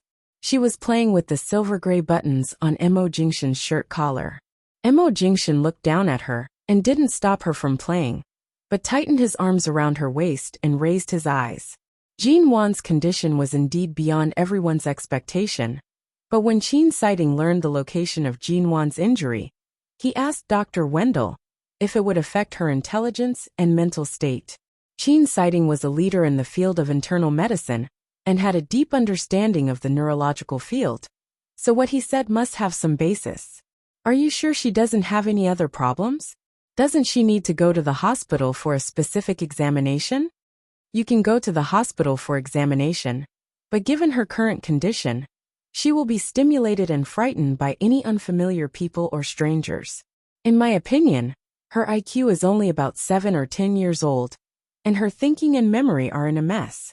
Sometimes she remembers something, and sometimes she doesn't. Now the most important thing is to guide her correctly. Don't let her go with malicious people, and don't let her leave your sight easily. I'll contact the scientific research institute I'm familiar with and ask them to develop more effective drugs to treat her as soon as possible."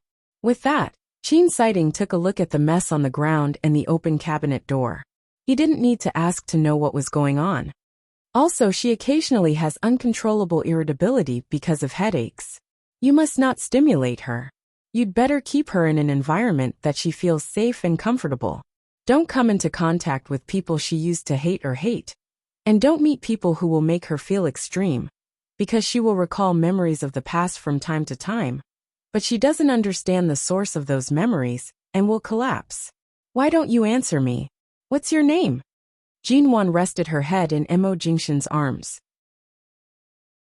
It seemed that after being held by him like this for a while, the familiar feeling made her no longer have any resistance to him. But she was looking at him with a pair of red eyes, a little curious and a little cautious. Her hand was still clutching the buttons on the front of his shirt, unconsciously fiddling back and forth. Mo Jingshan raised his hand and held her hand very gently and carefully. He held her hand firmly in his palm and looked down at her. Seeing the confusion in her eyes and the pure and childlike eyes in her eyes, his heart skipped a beat. He bent down and whispered hoarsely in her ear, "I'm your husband. Don't be afraid, in." Husband? Jinwan thought carefully about the words she knew for a long time before she blurted out, "Is it the person who will sleep with me?" Mo Jingshan. Auntie Chen. Qin sighting. After leaving the bedroom, Qin sighting continued to tell Auntie Chen about Jinwan's current situation, and then drove back to the hospital to get the medicine. In the bedroom, Jinwan had been leaning in Mo Jingshan's arms. Her hand was no longer playing with his buttons, but she pinched his face as if to make sure whether he was a man in her dream or a real man. She stared at his face and said in a low voice, "I seem to have seen you before." Mo Jingshan took her hand, held her like this, opened her palm, and patiently wrote his name in her palm. "Can you read?" Jinwan stared blankly at the slender fingers that were writing in her palm and read, "Mo Jingshan." After reading it, she was stunned for a long time before she murmured, "This name is a little familiar." Hearing this, Mo Jingshan didn't know whether to rejoice or feel heartache. He felt heartache because she had woken up but still had this sequela because of her injury. In the end, she still had to continue receiving treatment. Fortunately, although her memory was chaotic and her mind was unclear, she had some impression of everyone related to him. She hadn't forgotten him, but her memory was chaotic, and she couldn't tell the situation clearly.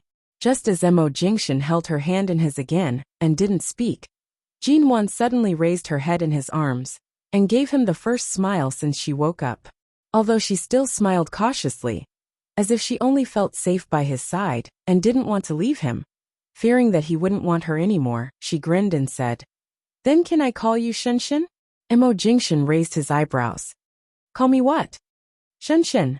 Jinwan's hand tugged at his shirt again, as if afraid he would refuse. Looking at her nervous and cautious eyes, Mo Jingshan's heart ached, but at the same time, it seemed to melt. He said patiently and warmly, "Well, as long as you're happy." Sure enough, Jinwan was happy at once, and then all kinds of questions came out of her mouth, such as why he was her husband, why she couldn't remember clearly, why so many people surrounded her and called her madam when she woke up, why these people asked her to take medicine. Mo Jingshan answered her patiently until Jinwan fell asleep in his arms. He looked at the little woman in his arms, who was still pale when she slept, and put her on the bed. He put his hand on the back of her head, stroked her soft hair, and finally withdrew his hand, lowering his eyes to look at the little woman who was sleeping quietly. When Mo Jingshan walked out of the master bedroom, Auntie Chen was carrying the food that she had just served. After all, Jinwan had knocked over a lot of things as soon as she woke up, but she still had to eat something. However, when she saw Mr. Mo's expression when he came out, Auntie Chen couldn't help shivering when she saw him. It was almost winter outside of High City, but the floor heating in the room was very warm. Chapter 700. At night, Jinwan fell asleep and suddenly woke up. Mo Jingshan, who was sitting by the bed flipping through the company documents, immediately noticed her strange behavior. He tossed the documents in his hands onto the bedside table and casually hugged the little woman, who had just woken up and suddenly sat up. "What's wrong?" The man's low, soothing voice was close to her ear. Jinwan's fingers slowly trembled uncontrollably, and her shoulders also trembled. Her mind went blank for a moment. Blood. Jinwan's eyes were a little blank, and she kept staring at a certain point in the room, as if she hadn't seen anything.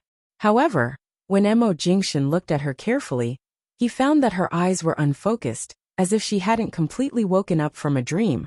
But she was in a state of shock. I saw a lot of blood. Someone pointed a gun at me. No matter what, Jinwan was a little woman living in a peaceful world. Although she subconsciously did this kind of behavior to block the bullet, it didn't guarantee that she didn't feel fear in her heart. Even people who had been trained in a base like 11 all year round would feel fear in the face of such a life-or-death situation. That was the fear of human nature. It's all right. It's all over. Now it's just a dream. It's just a dream. Good girl, don't be afraid. Mo Jingshan comforted her and patted her on the back.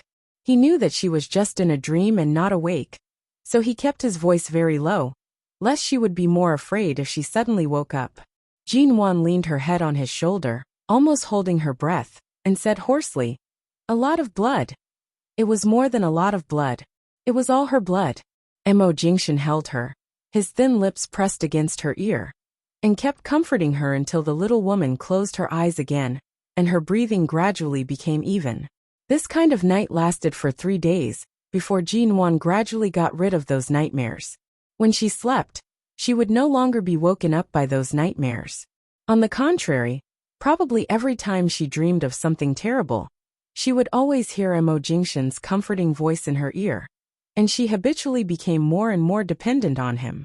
During the day, when Mo Jingshan went to the company for 2 or 3 hours because of a company meeting, during the 2 or 3 hours when he was not in the Yew Garden, Jinwan either sat alone on the bed, curled up in the quilt, and did not allow anyone to touch her, or stood in a daze by the window, stubbornly and foolishly waiting for him to come back. Only when Mo Jingshan returned would Jinwan reveal a smile and throw herself into his arms, unwilling to let go. Every time Auntie Chen saw Jinwan throw herself into Mr. Mo's arms, she would cover her eyes and walk away.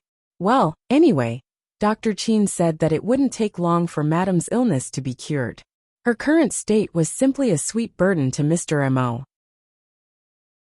It seemed that ever since the divorce, Mrs. Mo had never been so close to Mr. Mo. But who said that Mrs. Mo's feelings for Mr. Mo had long been exhausted? She wanted to get close to him when she was unconscious, and she only trusted and relied on him. Obviously, in Mrs. Mo's mind, she couldn't leave him at all. Mr. Mo, when you went to the company for a meeting, Madame refused to eat lunch. We just went to reheat the lunch. Auntie Chen went downstairs to bring up lunch. These days, most of the time, it was Mo Jingshan who fed Jinwan or accompanied her to watch her eat. But as long as Mo Jingshan was not around, Jinwan didn't even drink water, let alone eat. At first, Auntie Chen thought she was just throwing a tantrum, but then she gradually found that Jinwan was just afraid and guarded against all the people she didn't know, as if she were afraid of eating something dangerous, and refused to open her mouth to accept a mouthful of food. This subconscious guard left Auntie Chen helpless, and could only turn to Mo Jingshan for help. "Put it on the table. I'll feed her," Mo Jingshan said and patted Jinwan's shoulder. "Sit down and eat first. Take me with you wherever you go in the future. I don't want to stay here alone." Jinwan's voice was muffled. Before coming back from the company, Mo Jingshan had carefully considered this problem. "Okay," he whispered softly. "I won't go to the company these days. I'll stay at home with you. I won't leave, okay?" "Really?" Jinwan raised her head. Obviously, it was difficult for her to understand the words company and home. In her chaotic memory, she didn't remember that she was still the head of MN Group. She just instinctively wanted to find a little sense of security in the Yew Garden. She had been wandering alone for 3 years, struggling hard for 3 years, and now one day, she could finally put down her sense of responsibility. It was a good thing to let her rest like this. "Really?" Mo Jingshan patted her head. "Can we eat now?" Jinwan nodded hesitantly. These days, Jinwan liked to eat by herself, but she liked to be rewarded by him every time she ate, such as a look of appreciation or encouragement from Mo Jingshan, or the smile in his eyes when she ate an extra dish, or a small bowl of rice, which made her so proud that she kept stuffing food into her mouth. Mo Jingshan sat by and watched her eat. From time to time, he picked up a tissue to wipe the soup from the corner of her mouth, or the rice grains from the corner of her mouth. All the positions in Shine Group were always in an orderly manner, because he traveled between High City and Los Angeles all year round. Whether it was the headquarters in Los Angeles or the branch in China, there were specialized personnel to fill in the gaps when he was not around. Therefore, at the executive meeting today, he specifically said that he would not personally come to the company in the near future. If there were any documents or matters that needed him to deal with, he could have a video conference or ask Shenmu to send the documents to the U Garden for him to handle. He would not appear in the company in the short term. Right now, he had to accompany Jin Wan and couldn't let her unstable emotions be affected. He had to see her with his own eyes to rest assured. As for MN Group, when Jin Wan went to Los Angeles on a business trip a few months ago, she had asked Xia Tian to return to the company. Xia Tian's children were now taken care of by the auntie at home, and the company's affairs were still temporarily managed by Xia Tian. The executives of MN Group were also very stable under Jin Wan's management. Although there were some doubts about Jin Wan's absence in recent months, Xia Tian was a well-behaved and experienced person in management, so it didn't take long for everything to settle down. Chapter 701. Mr. Mo. This is the express delivery from the housekeeper in Yuehu Bay. Auntie Chen signed for a parcel outside the door, took it into the U Garden, and handed it to Mo Jingshan. What express delivery? Mo Jingshan glanced at the box in Auntie Chen's hand. I don't know. The housekeeper you arranged to live there just said on the phone that it was ordered by Mrs. Mo before she went on a business trip to Los Angeles. It was mailed back to Yuehu Bay last month, but Mrs. Mo was not there, so it was kept in the security room. Later, the security guard knocked on Mrs. Mo's door and was seen by the housekeeper you arranged to receive it. Knowing that you and Mrs. Mo had returned, she asked someone to send it to the U Garden. Auntie Chen said, and put the small box on the coffee table. Do you want me to open it first? Mo Jingshan looked at the express delivery box and thought for a moment. Give it to me. Auntie Chen hurriedly picked it up and handed it to him. The box was not heavy, so the thing inside was not big. Mo Jingshan weighed it in his hand and turned into the bedroom. Jin Wan was resting at the moment. The medicine Qin Sighting gave her could help her sleep.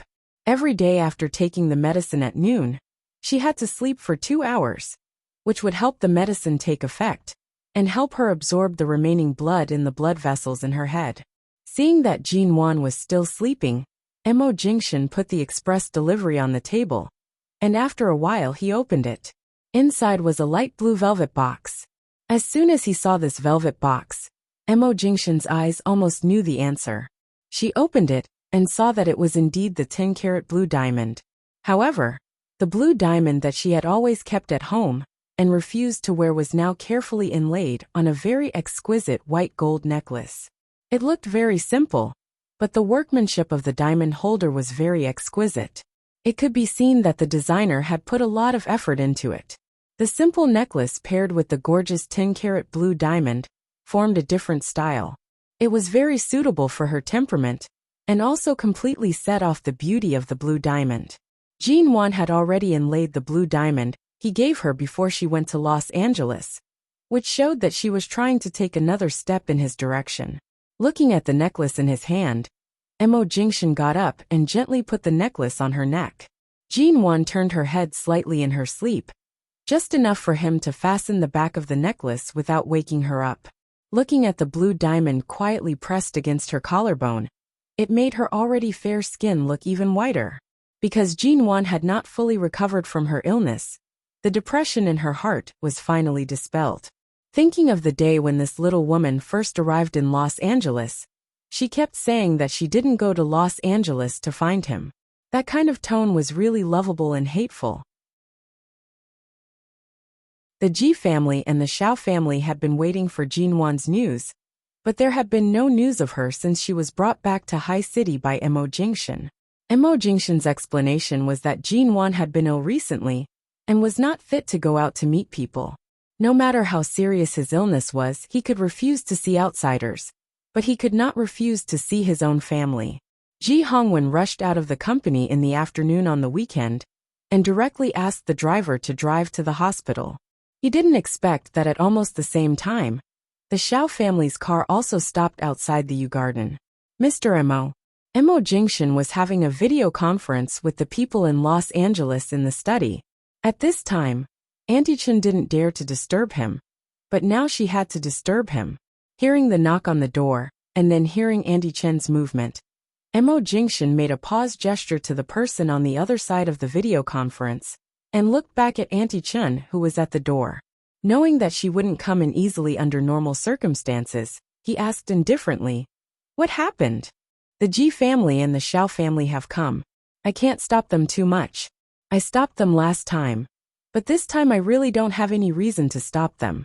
Chairman Ji is Mrs. Mo's father, and he insisted on coming to see how Mrs. Mo was. I couldn't refuse him, but Mr. Xiao also said that he was Mrs. Mo's father. I don't understand what's going on, but they have come in now." Auntie Chen was a little confused. "I'm afraid that Mrs. Mo will be frightened when she sees them. After all, she has only let down her guard against the servants in the U Garden and you, Mr. Mo. As for the others, I'm really worried that she will be affected. After all, Dr. Qin said that she is prone to be irritable now." Mo Jingshan was silent for a moment.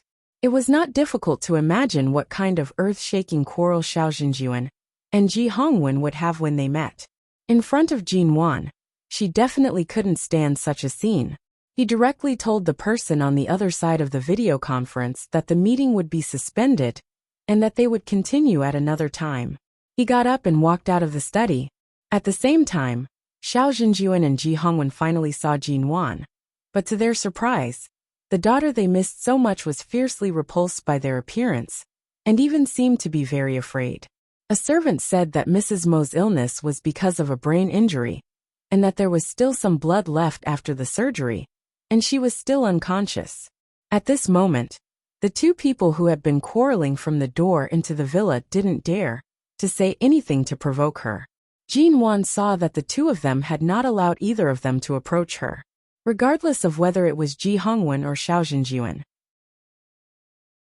Even at this moment, when the servant came over to comfort her and offered her a cup of warm water for her to drink to stabilize her emotions, she smashed the cup. Anyone could see that right now. She really couldn't see any strangers, because anyone who suddenly appeared would cause her chaotic memories to become even more chaotic. She wanted to remember something but couldn't, so she became even more irritable. At this moment, there was a slight sound of movement, and a man walked in from the door. Ever since Mo Jingshan took a vacation to accompany Jin Wan, he usually wore a gray t-shirt or soft and comfortable home clothes at home. Today, he was wearing a dark t-shirt and long pants, but he did not lose his usual stern and upright appearance. His handsome and cold face revealed a hint of coldness, and his entire person was filled with an intimidating coldness. He looked at the woman who was curled up under the bed like a frightened cat, and his eyes darkened. His long legs opened, and he directly walked over. When he walked over, his eyes did not look at Ji Hongwen and Xiao Jun. They were too clear that although Mo Jingshan appeared to be humble in front of them, when it came to Jin Wan's safety, he never really cared about anyone. Just when they thought that Jin Wan would lose control of her emotions and cry out because of Mo Jingshan's touch, in the next second, the author's words. 1. The female lead did not lose her memory. There are indeed clinical cases of this illness. As long as she is treated with medicine, she will recover quickly. The cycle is very short, and the recovery is very fast. 2. For the past 3 years, Jin Wan had been supporting herself and growing stronger on her own. I had been trying to find a suitable opportunity for her to rely on Mo Tiantan, to make up for all the grievances she had suffered. To let the male lead truly feel the adorable female lead who is especially dependent on him for a period of time. Guaranteed sweet. If it's not sweet, it's free. 3. From here until the end of the main text, there will be no more torture. The wife-doting maniac has begun to protect his wife. Chapter 702. 1-1. Mo Jingshan put his hand on her shoulder and pushed aside the messy hair around her neck.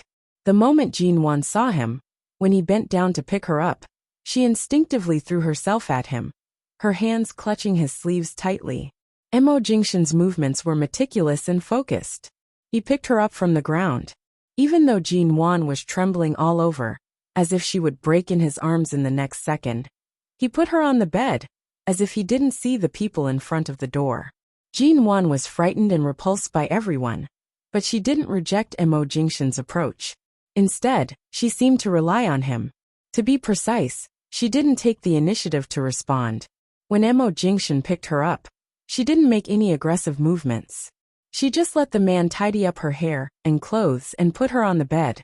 The maid who was familiar with Jin Wan came to hand her water, which almost made her lose control on the spot. But Mo Jingshan was different. The cold, tall man sat down by the bed and put his hand on Jin Wan's hand, which was clutching the quilt nervously. His voice was low and quiet. "I'll let them leave. You stay in the bedroom and rest. Don't be nervous, okay?" He asked her, but his tone was very light. Jin Wan didn't speak, but her body trembled a lot under his gaze. He looked at her pale little face and continued to ask in a low voice, "Did you not recognize them, or did you have a headache when you saw them?" She still didn't want to speak, but raised her hand and knocked her head. Obviously, she had a headache. Seeing her like this, Mo Jingshan didn't ask more. He tucked her in, got up, and looked at the two people in front of the door who were stunned by this scene. Seeing Mo Jingshan come over, Ji Hongwen frowned. "Jingshan, why is Nguyen Nguyen like this? Didn't you say she was just sick? Is she seriously injured? Even her head is injured." Xiao Zhenjuan also frowned and looked at Jin Wan, who didn't recognize him at all. Usually, no matter how much Jin Wan rejected the Xiao family, at least she could talk calmly and rationally. Even if she didn't want to listen, she would listen to him quietly. But now Jin Wan, it was hard to imagine what she had been through with her blurred five senses. As a result, Xiao Zhenjuan's gaze on Mo Jingshan became much colder. What exactly is going on with her? The tall, cold man looked at them coldly, and his low voice was even colder. "The security facilities of the Yu Garden have always been perfect. If you hadn't been Jin Wan's elders, I'm afraid you would have been driven out. Chairman Ji, Chairman Xiao, please give her enough quiet space after seeing her current situation, and don't come to irritate her easily." Mo Jingshan put Jin Wan behind him and glanced at Xiao Zhenjuan, who was frowning. "I know President Xiao wants to take her back. After all, the Xiao family has its own medical team. You want to treat her in person, but as you can see, she is very irritable now. If you take her to another place, I don't know what will happen to her. I hope President Xiao can understand her physical condition, and don't make things difficult for her. Don't force her." Xiao Zhenjuan's face changed slightly. It wasn't hard to tell that Mo Jingshan was warning him. He looked at Jin Wan, who was protected by Mo Jingshan on the bed, and said coldly, "COMO, my daughter was fine a few months ago, and I just learned about her birth. I tried my best to get closer to her, but now she has become like this. Aren't you responsible for this?" Ji Hongwen frowned and said, "Jingshan has always been affectionate to Nguyen Nguyen. He would rather bear the pain himself than let her get hurt easily. I've seen how he treats Jin Wan. There's no need to blame him. Isn't it obvious that Nguyen Nguyen is still so dependent on him? Regardless of whether it's me, the father who watched her grow up, or you, the biological father whom she hasn't seen for more than 20 years, to her, we're both very unfamiliar. Only toward Jingshan, she trusts him completely.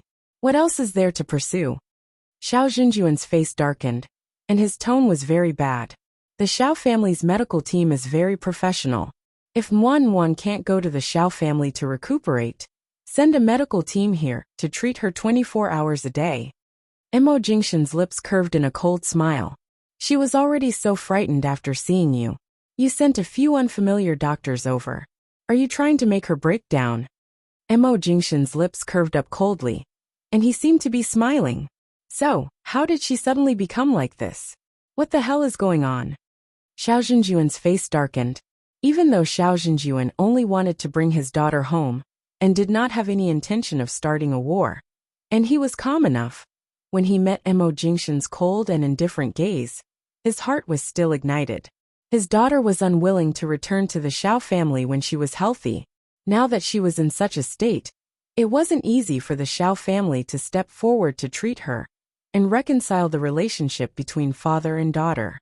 However, it was fine that Ji Hongwen was standing in the middle, but Mo Jingshan was also standing in the way. There was no room for negotiation. Mo Jingshan smiled coldly and said indifferently, "Don't worry, President Xiao. I also have the most professional and authoritative doctors here. After these days of treatment, Jin Wan's headache has been greatly alleviated, and there are new drugs developed by the Research Institute to control her condition. It won't take long for her to recover. As for President Xiao, if you want to save your daughter, you'd better wait until she wakes up. Otherwise, if I hand her over to you now, I'm afraid I can't give her a reasonable explanation when she wakes up." Ji Hongwen took a step forward and said anxiously, "How long will it take? Don't let Wan run around like this. Jingshan, you must keep an eye on her." Mo Jingshan took a look at Ji Hongwen. "Don't worry. I'm on vacation now. I'll stay by her side every day." Ji Hongwen sighed and looked at Jin Wan, who was hiding under the quilt and looking at the door. His heart ached for her, but there was nothing he could do. At this time, he could only wait for her to recover. And since Mo Jingshan had said that he had specially developed drugs for her, which would shorten the course of the disease and make her better as soon as possible, there was nothing he could do. As her father, he couldn't help her at this time. But the only thing he could be thankful for was that the person Jin Wan relied on was Mo Jingshan, not someone else with ulterior motives. Chapter 703. Xiao Zhenjuan also looked at him coldly. When the two of them were about to argue about Jin Wan again, Mo Jingshan gave Auntie Chen a look, and Auntie Chen hurriedly said, "Chairman Ji, Chairman Xiao, Mrs. Mo needs to rest now. Please leave the master bedroom and go to the living room on the first floor to have some tea." Xiao Zhenjuan's face was cold. "There's no need for tea, but I'm worried about her now. Next time I come to visit her, don't stop me. I promise I'll just look at her from a distance and won't scare her again." Hearing Xiao Zhenjuan, who had always been superior, making such a compromise, Ji Hongwen looked calm and didn't speak, and Auntie Chen still asked them to leave with a smile. As for Mo Jingshan, he just looked at them indifferently. When they both turned to go out in consideration of Jin Wan's condition, Mo Jingshan glanced at their backs and said lightly to the servant outside the door, "Next time the Xiao and Ji families come to the Yu Garden, don't stop them. It's necessary to tell me before they come in." "All right, Mr. Mo." Mo Jingshan turned and walked back to the bed. Looking at the little woman who was still hiding in the quilt, he sat on the bed and patted her on the head reassuringly. "All right, they're all gone." With that, he helped Jin Wan tuck in the quilt and didn't look at anyone outside the door. Ji Hongwen and Xiao Zhenjuan, who had gone downstairs, didn't get along well with each other. The old and new hatred of more than 20 years was still a knot that couldn't be solved. But at this time, the two of them had the same thought in their hearts. They had seen the most arrogant rich people, but their son-in-law, who was so cold and indifferent, could only swallow his anger and couldn't say a word. So who was the closest person to Jin Wan? Her adoptive father and biological father were no match for Mo Jingshan. In the master bedroom, Jin Wan sat up from the bed, looked out, and then boldly asked, "Just now those two people said they were my fathers. Why do I have two fathers?" Without saying a word, Mo Jingshan put the woman on his lap and chuckled. "Which one of them do you like best?" "Neither of them. But why do I have two fathers?" None of them were pleasing to the eye. Mo Jingshan did not seem to mind as he calmly said, "It's fine if you don't like it. It's fine as long as you find me pleasing to the eye. Should I know them?" He pursed his lips and said, "You'll understand after you recover. Anything I say now will be memories that you can't digest." "Oh." Jin Wan sat in his arms with a confused expression. "But you all said I was injured. Last night, when I showered, I didn't see any wounds on my body. I touched everywhere, and I didn't bleed. Why did you all say I was injured?" The man's fingers carelessly brushed the soft fur on her sleeves. "The wound has already healed. Of course, it won't bleed anymore. Is my injury very serious?" "It's very serious. How did I get hurt?" "Why are you injured?" "For me. Hearing his answer, Jin-won stared at him for a long time, but it seemed that she still couldn't understand the meaning of his words. However, just as she was thinking hard, the man put his hand on the back of her head and gently pressed her closer to his arms. Then she felt warmth on her forehead. The man's kiss fell on her forehead and then gradually moved down to her eyebrows, nose, and finally, when it was about to fall on her lips, he saw that her eyes were confused. She didn't seem to be afraid or aroused. She just didn't seem to understand what he was doing. He paused. Not wanting to scare her, he just kissed her lightly on the lips and let her go under her stunned eyes. "Why are you looking at me in a daze?" Jin-won was confused just now, but now she said with a red face, "You were kissing me just now." The man chuckled. "Do you know what kissing means?" Jin-won nodded, then shook her head, and then nodded again. "I know. You're my husband, so you can kiss me. No one else can kiss me." Emo Jingshin smiled at her, pretending to understand.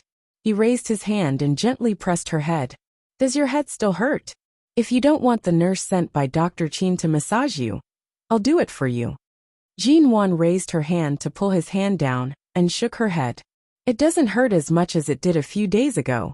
But I'm so bored sitting here in a daze every day. The computer, phone, and iPad that Auntie Chin brought me are not good. Rest for a few more days. When the doctor says your condition is stable, I'll take you out to relax, but you must control yourself. Don't be afraid of strangers. As long as you're by my side, trust me, I'll protect you. You don't need to be afraid of anyone, okay?" Jin-won hesitated and nodded with some anxiety and yearning. "Okay." Emo Jingshin smiled and rubbed her hair. When Emo Jingshin left Jin-won's bedroom, Jin-won picked up the iPad that Auntie Chin brought her and watched all kinds of videos and movies. She flipped through them and was curious about everything. The man stayed at home to accompany Jin-won. Dressed in soft gray home clothes, he still looked handsome and cold. Jin-won clicked into a place on the iPad, which was the operation bar of a video history. After opening it, she found that there were a lot of things she had seen before. She didn't have a deep impression of them, so she casually scrolled down until she found a video from a long time ago. Seeing Jin-won's name on the video, she clicked in curiously. It turned out that what she saw was the interview she had done in England after she was recognized as a Forbes Chinese female entrepreneur. The woman in the video was herself, dressed in a beautiful professional suit, sitting in the interview hall and talking calmly with the host who spoke English. Jin-won found that she could understand English and could even understand all the content of the interview. For example, the Forbes Chinese female entrepreneur Jin-won, the history of the MN Group's rise, and the Jin-won in the video. Every frown and smile of the Jin-won was charming yet unapproachable, like the self-confidence of a leader of a large company. The Jin-won in the video felt both familiar and strange to her. The female CEO of MN Group? Was this herself? Jin-won put down the iPad after watching the video for more than 40 minutes. She raised her hand and knocked her aching head, but this time, she found that her head seemed to be splitting. She immediately raised both hands to cover her head and pressed hard. Chapter 704. Emo Jingshin walked down the stairs. Ji Hongwen and Xiao Zhenjuan hadn't left yet. When they looked back, they saw him coming down. The man's aura at home was clean and cold, and his steady footsteps made the silence in the hall on the first floor even more obvious. Emo Jingshin looked at the two silent people. "Haven't you left yet? Is there anything you haven't told us?" Ji Hongwen sighed. "I'm just thinking, after Nuan became so sick, she only recognizes you as her daughter. As a father, I'm still a failure after all these years." After a moment of silence, Ji Hongwen asked, "In the 2 days after she woke up, you must have spent a lot of effort to comfort her, right? Looking at her just now, it's hard to imagine what she's like when her emotions aren't stabilized." Auntie Chin whispered, "When Mrs. Emma woke up that day, she smashed almost everything that could be smashed. Then she hid in the cupboard and refused to let us touch her. Fortunately, Mr. Mo came back in time. Otherwise, we didn't know what to do." Hearing this, Ji Hongwen felt even more sorry and blamed himself. He felt sorry for Jin-won, who was so seriously injured, and blamed himself for not being able to help her. Xiao Zhenjuan closed his eyes and said, "Back then, when Qing Lin was in a bad state, you were the only one by her side who could accompany her and take care of her. Although you hid my daughter by your side for more than 20 years, I can't deny that you did indeed take good care of her and her mother. Now that Nuanyuan is in such a state, we can't do anything about it. Just like back then, even if I went to pick up Qing Lin, I'm afraid she wouldn't be willing to leave with me." Ji Hongwen didn't expect that Xiao Zhenjuan, who had been stubborn for so many years, and was used to calling the shots in Ling Xiao group, would say such a thing. Mo Jingshan didn't interrupt but said, "Auntie Chen, ask someone to prepare dinner. I think Chairman Ji and Chairman Xiao finally want to have a chat after more than 20 years. Let them sit down and have a good chat. No, take good care of Nuan. If you need any help, come to me at any time. The Xiao family will do our best to help." Xiao Zhenjuan looked a little gloomy, probably because of Jin Wan's rejection and fear.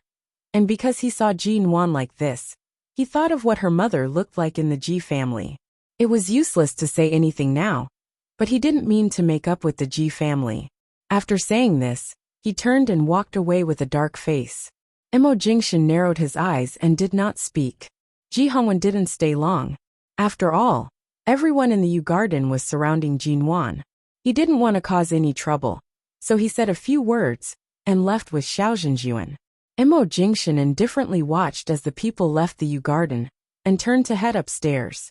In the bedroom, Jin Wan was lying on the bed. Her headache had passed, but she was still looking at the Jin Wan who was being interviewed in the video with a puzzled look. She observed her tone and expression, and from time to time, she smiled and mimicked her facial expressions. Mo Jingshan heard the sound on her iPad outside the door, and guessed what she was looking at. He stared at her for a moment to make sure she was looking at her old self, and that she was fine. Then he went back to the study. But before returning to the study, he told the servant to keep an eye on her outside the bedroom at all times. In the study, the video conference that had ended not long ago had been interrupted. Mo Jingshan closed the computer and picked up his cell phone to make a phone call. His voice was clear and cold. "Close the trading channel of those underground arms dealers. No one related to us can use this channel in the future. Just cut it off and give the important part to Nanheng." The person on the other side of the phone recognized his voice and was very respectful and polite. "Mr. Control, are you going to have nothing to do with those underground arms dealers in the future? I haven't been involved in them for so many years. I just know all the channels. Do I look like I'm going to keep them?" The person on the other side of the phone was a little surprised. "Are you really going to give up the power?" Mo Jingshan said indifferently. "Do as I say, and you won't suffer any loss. Don't delay. Contact Nanheng directly. He will send someone over. The people of 11 Base know what to do. But we have always trusted you for so many years, and you will never betray us no matter what.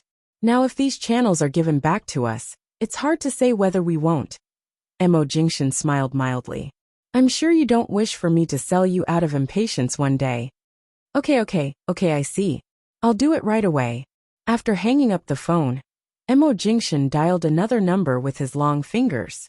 He put his hand on the computer and looked straight at the bookshelf not far away with his deep and calm eyes. "I'll return the management of 11 Base to you. I don't want it, and you don't have to force me. Just clean up the remnants of the Cambodian gang one by one for me. Otherwise, sooner or later, they will find you, and then I won't be able to go through thick and thin with you." On the other end of the phone was Nanheng's still lazy and sexy voice. "Are you going to concentrate on being the president of Shine Group and stay at home with your wife?" Mo Jingshan said indifferently. "She is different from Feng Ling. She belongs to your world, but she was forcibly pulled out, while Jin Wan doesn't belong to that world, but she was forcibly pulled in. It's time to call it a day." After a moment of silence, the person on the other side of the phone chuckled. "All right, I see. Grandfather Mo's concerns were right. I also know that sooner or later you will return to your nature." The voice on the other side of the phone paused. "How is Jinwan now? She hasn't woken up yet. After all, old Qin is still in High City. He said it won't take long to cure her, so let's leave it to time. Anyway, you're going to focus on accompanying your wife now. She stays by your side obediently and doesn't run around, unlike me, who can't even be caught. Now she's using all the skills I taught her to take revenge on me. She's becoming more and more cunning. She's like a loach that I can't catch, but she can still bite me. Hearing the voice on the other side of the phone, Nanheng paused and said indifferently, "Leave it to me. Just stay with Jinwan in High City. Bye." Mo Jingshan grunted in response, hung up the phone, and casually put the phone on the table. At this time, Jinwan was quietly standing at the door of his study. Seeing that he had finished the phone call, she quietly pushed the door open and looked in carefully. When Mo Jingshan noticed her movement and turned to look at her, their eyes met, and Jinwan immediately blushed in embarrassment. She didn't expect to be discovered so quickly. She pointed to the iPad in her hand, pointed inside, and asked in a low voice, "Shunshin, can I go in and ask you a question?"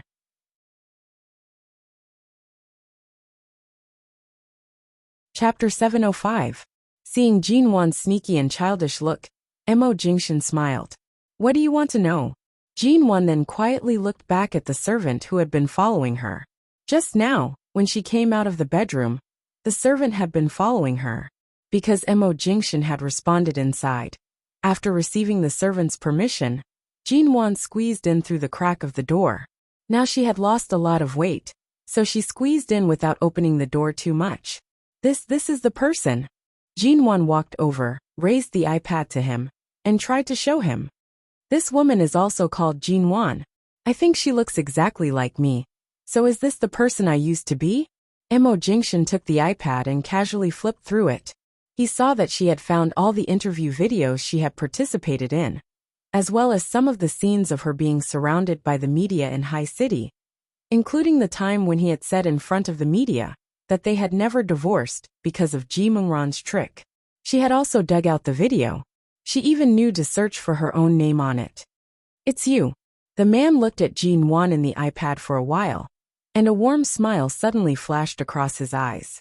Then he looked at Jinwan, who was looking at him curiously. "This is you before you got sick." Jinwan nodded repeatedly. "I used to be so beautiful." The man immediately smiled, raised his hand, and gently stroked her hair as if coaxing a child.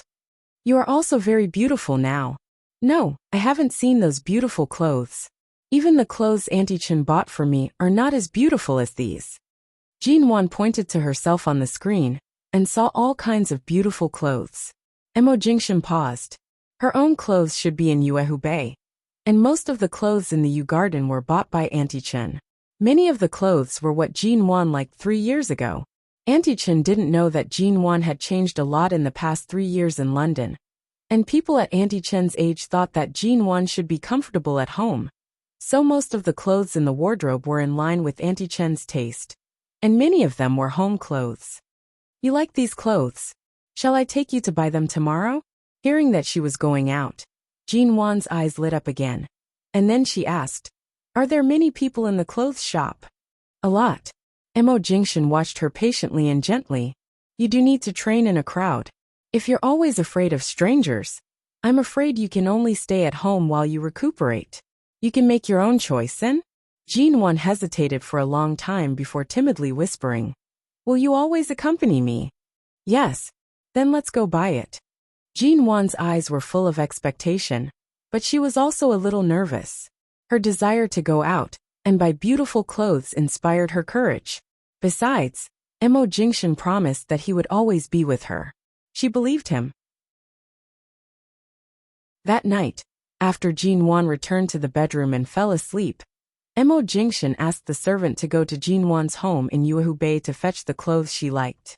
Jinwan was still holding the iPad in her sleep. It seemed that since she found herself in it, she had been reluctant to put the iPad down.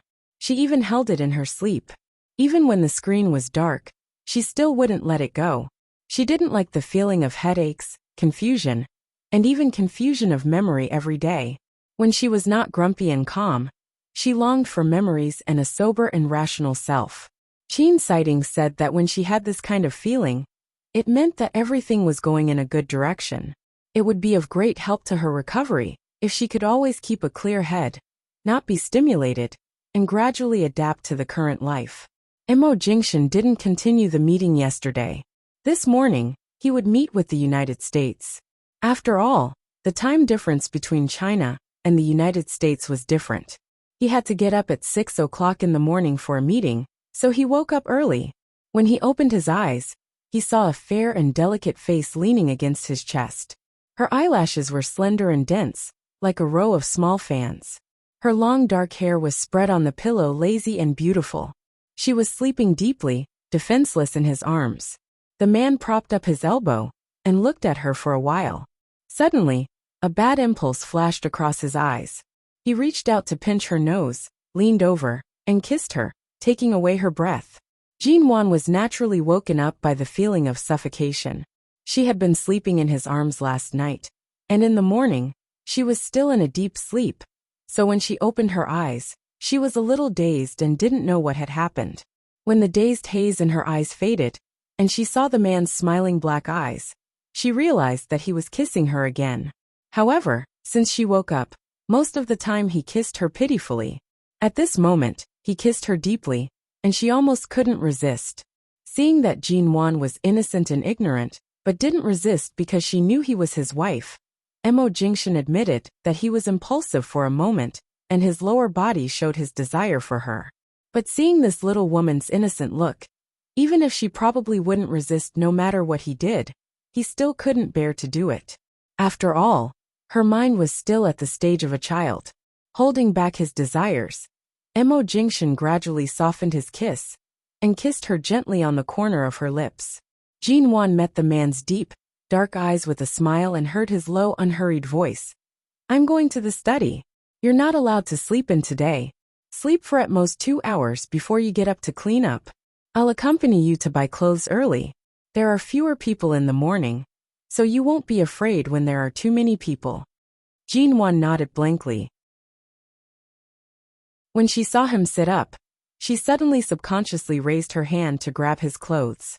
When he turned his head to look at her, she asked with wide eyes, "Shunshin, did you put something in your pants when you slept? It's so hard. It was especially uncomfortable earlier."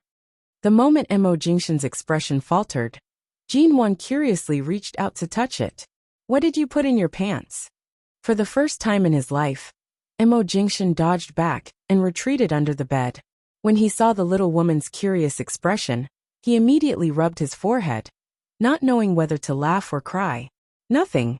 I'm going to take a shower. You can continue sleeping." "Oh." Jinwan hugged the quilt and curled up on the bed. She continued to look at his pants and seemed a little unhappy. She softly muttered, "You clearly put something in your pants, but you won't let me see." Mo Jingshan.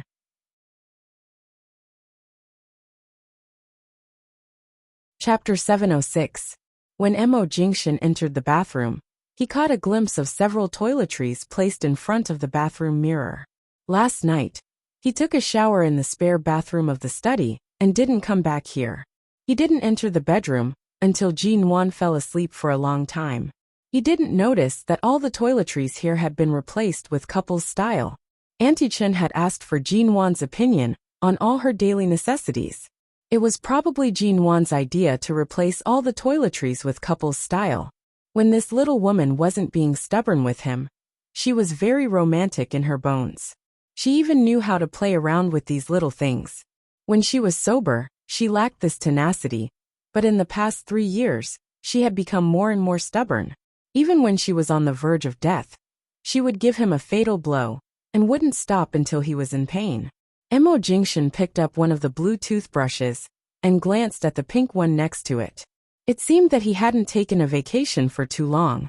It was a rare vacation in life, and it was rare for him to find a sense of security in this kind of ordinary warmth that he had never felt before. Mo Jingshan spent half a month building up Jinwan's courage. He accompanied her to shopping malls, parks, and amusement parks to familiarize her with all kinds of people. And when Auntie Chen went out to buy groceries, he didn't let Auntie Chen go but took Jinwan to the supermarket. In the past half a month, Jinwan hid behind him in fright when she saw strangers outside, and even crouched on the ground with her head in her hands when she saw something familiar outside. She gradually adapted to strangers outside, but she was still used to holding his hand every time. Even in the supermarket, when he pushed the shopping cart with one hand and took something on the shelf with the other, she carefully tugged at his clothes or cuffs. During the weekend, Xia Tian came to the Yu Garden to see Jinwan, but Jinwan ignored her. Obviously, Jinwan was not afraid of her, but she didn't recognize her. When Xia Tian asked Jinwan if she didn't find her familiar, Jinwan's answer was, "Yes, you look very familiar. You look like a bad woman who steals other people's husbands in TV shows. Tell me the truth, are you going to steal my husband?" Xia Tian was so angry that she almost exploded. Auntie Chen explained with a headache, "Miss Xia, please don't mind her. Recently, the way our wife gets familiar with the outside world is to watch movies, TV shows, or some videos. You are too beautiful, so she may have misunderstood. How dare she not recognize me?" Xia Tian angrily tugged at her sleeves. She didn't even plan to stay for dinner in the Yu Garden. She picked up her bag and stormed off, saying as she walked, "Jinwan, I'll give you 1 month to wake up. If you don't wake up, I'll take advantage of this time to plot a great scheme to usurp the throne. If I don't put the title of MN Group's legal representative and global regional president on my head, if I don't put your MN Group under my own name, I'll call you Grandma." Auntie Chen, the servant. Jinwan didn't understand. She watched as the beautiful woman, who didn't look very annoying, stormed away. It was quite a while before she turned to ask Auntie Chen, "Why did she call me Grandma?" Auntie Chen was speechless. It had been about a month and a half since Jinwan woke up. Qin Sighting came to examine her in person every 2 days. In the past, every time she saw a doctor coming to examine her body, she was always afraid and wanted to hide. But since she found how good she used to be on the iPad, she especially hoped that she could recover as soon as possible and remember everything as soon as possible. So she no longer resisted, and even cooperated obediently during the brain examination. She would chat with Qin Sighting, and the irritable mood she had at the beginning gradually disappeared. Most of the remaining blood in the brain has been absorbed. It won't be long before she recovers. After examining her, Qin Sighting turned to pack up the various small, but very advanced medical testing equipment he brought. "I think she's in good condition recently. Didn't you say you were going to take her out for a walk? Let's find a place with good air and calm air to take her for a walk. Basking in the sun is good for the blood absorption of the brain. Now it's winter in High City. It's good to take her to a warm place." Mo Jingshan looked at Jinwan, who was sitting obediently by the bed and listening to them. She had indeed mentioned for a long time that she wanted to go to more places. It seemed that after they got married, the two of them had either been on business trips, or she had gone to T-City to study. They had never gone on a simple vacation together during the vacation. 2 years ago, didn't you buy a large island near Argentina? Later, it was transformed into a tourist resort. In the past 2 years, that island seems to be quite popular. I think we should keep the goodies to ourselves. You can take her to the island to relax and go to the beach to bask in the sun. Mo Jingshan looked at Jinwan, who was looking at them expectantly. He curled his lips, and his eyes, which were as deep as an ancient well, slowly revealed a thick smile. "You really want to go?" Jinwan nodded repeatedly. "Yes." The man nodded lightly. "Then let's go." Hearing this, Qin Sighting's eyelids twitched. He turned to look at Jinwan, who excitedly threw herself into Mo Jingshan's arms, and then at Mo Jingshan holding Jinwan like an old father. He couldn't help laughing. "It's true that you are a wife-doting maniac. Now you don't show any signs of degeneration. Instead, you spoil Jinwan even more. I just made a suggestion, and you agreed to it in less than a minute. You've aroused her curiosity. If I don't agree, do you think she will be disappointed?" Mo Jingshan held Jinwan tightly in his arms, lest she accidentally fell in his arms, and slowly put her down on the ground, whispering, "Be careful." Okay, when do I leave?" Jinwan blinked at him. "When do you want to go?" "Tomorrow." Jinwan's eyes were full of desire. "All right, tomorrow." Mo Jingshan looked at the excitement in her eyes and did not object. Jinwan was so happy that she threw herself into his arms again and kissed Emo Jingshan's face. Emo Jingshan liked her recent undisguised enthusiasm and happiness. Qin Sighting's lips twitched harshly, and he rubbed his forehead. She could even show so much affection to a sick person. She was really a beast. But then again, Jinwan was quite cute like this. Chapter 707. The trip to Argentina was soon settled, and the next day, Jinwan followed Emo Jingshan on the plane. Perhaps it was because the air pressure outside the cabin was too low when they were flying over the Pacific Ocean. Jinwan didn't feel anything on international flights, but this time, she had a terrible headache. During the flight, Jinwan rested her head in Emo Jingshan's arms most of the time. When she had a terrible headache, she raised her hand to knock her head. Whenever she did this, Emo Jingshan would hold her hand and gently press her head. Emo Jingshan kept massaging her head until the little woman gradually fell asleep in his arms. His hands didn't stop. Jinwan slept for more than 2 hours. When she woke up, she saw Emo Jingshan and smiled at him. "I just had a dream." Emo Jingshan looked down at her. "What did you dream of?" "I dreamed that you made a lot of cakes for me. There seemed to be 21. And the fireworks on the balcony were very beautiful." Jinwan found a comfortable position and continued to lean in his arms. "Eating cakes is my birthday, right? When is my birthday?" Emo Jingshan's hand gently stroked her cheek and then her hair. Her so-called dream was the time when he helped her celebrate her birthday in T-City. This meant that her confused memories were recovering bit by bit. Her birthday was in winter. On the 4th day in Argentina, it was Jinwan's 25th birthday. "Do you want to eat cake?" Okay. After landing in Argentina, perhaps because Emo Jingshan's obsession from when he was in Jing City failed. Even though the island was the territory of Shine Group, he chose a sea view hot spring hotel closest to the seaside. During this season, there were many people on the island, especially the Chinese people who came for a vacation. The hotel that Emo Jingshan had chosen was extremely secluded on the crowded island. Furthermore, the hot spring garden that he had booked was an area that no one else could enter. On the first day in Argentina, Jinwan was very excited about the blue sea, the boundless pool, and the outdoor hot spring under the scorching sun. She put on her swimsuit and swam around in the water. She knew how to swim, but she didn't remember it. At first, she had to use a swimming ring to swim in the water. Later, when she gradually left the swimming ring, she realized that she could actually swim, so she swam back and forth in the water like a fish. Although he had finally satisfied his desire to bring Jinwan to the hot spring hotel, he never expected that he had chosen the wrong time. Back in Jing City, if she had dared to swim in the water in front of him dressed like this, he would not have let her off easily. But now, Jinwan was wearing a white bikini, and her skin was so white that it was almost the color of a bikini. Her long hair swayed behind her like seaweed. Sometimes she went ashore, and sometimes she swam in the water. Emo Jingshan could only order a cup of iced coffee and sit by the side to calm himself. 1 cup wasn't enough. He ordered another cup with ice. But Jinwan couldn't drink iced coffee. When she was tired from swimming, she came up to him and tried to snatch his coffee. However, Emo Jingshan didn't let her touch the iced coffee. He only called the hotel waitress over to pour her a glass of room-temperature juice. Jinwan refused. "I also want to drink iced coffee. You'll have a stomachache if you drink it." "You can't drink it." Jinwan looked disappointed. "Oh." She reluctantly took the juice from the waitress and took a few sips. Jinwan was unhappy because she didn't drink the iced coffee, and the waitress was very envious of her.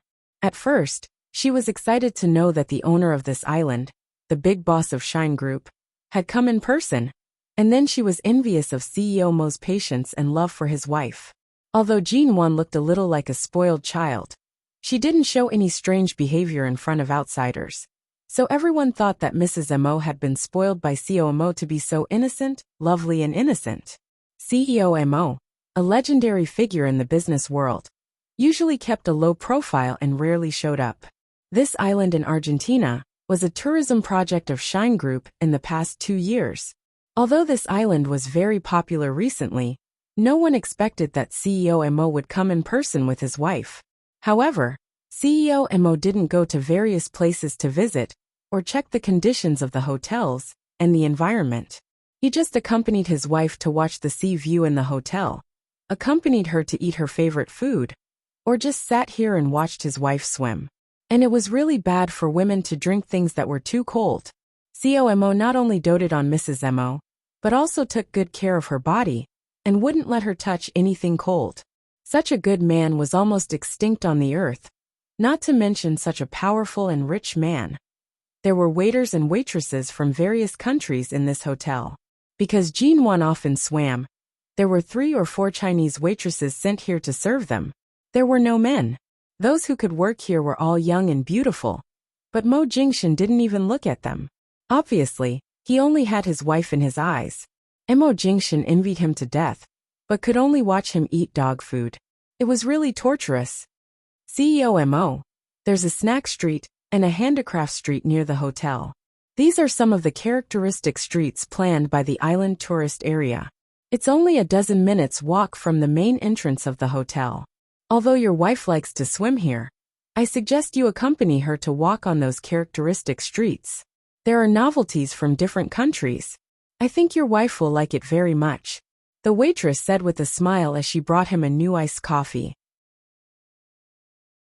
Mo Jingshan's eyes were still on Jinwan, who was sitting by the pool and splashing water with her feet in the water. He didn't move his eyes away at all and asked indifferently, "What's there?" "Everything." When Shine Group planned the scenic area here, it took into account that people from various countries would come here for vacation. So we have almost all kinds of things we can think of. You should have seen these special streets in your subordinates' reports, but you haven't experienced them in person. Why don't you take your wife to visit them this time? Women usually like that kind of place. Mo Jingshan nodded lightly and said no more.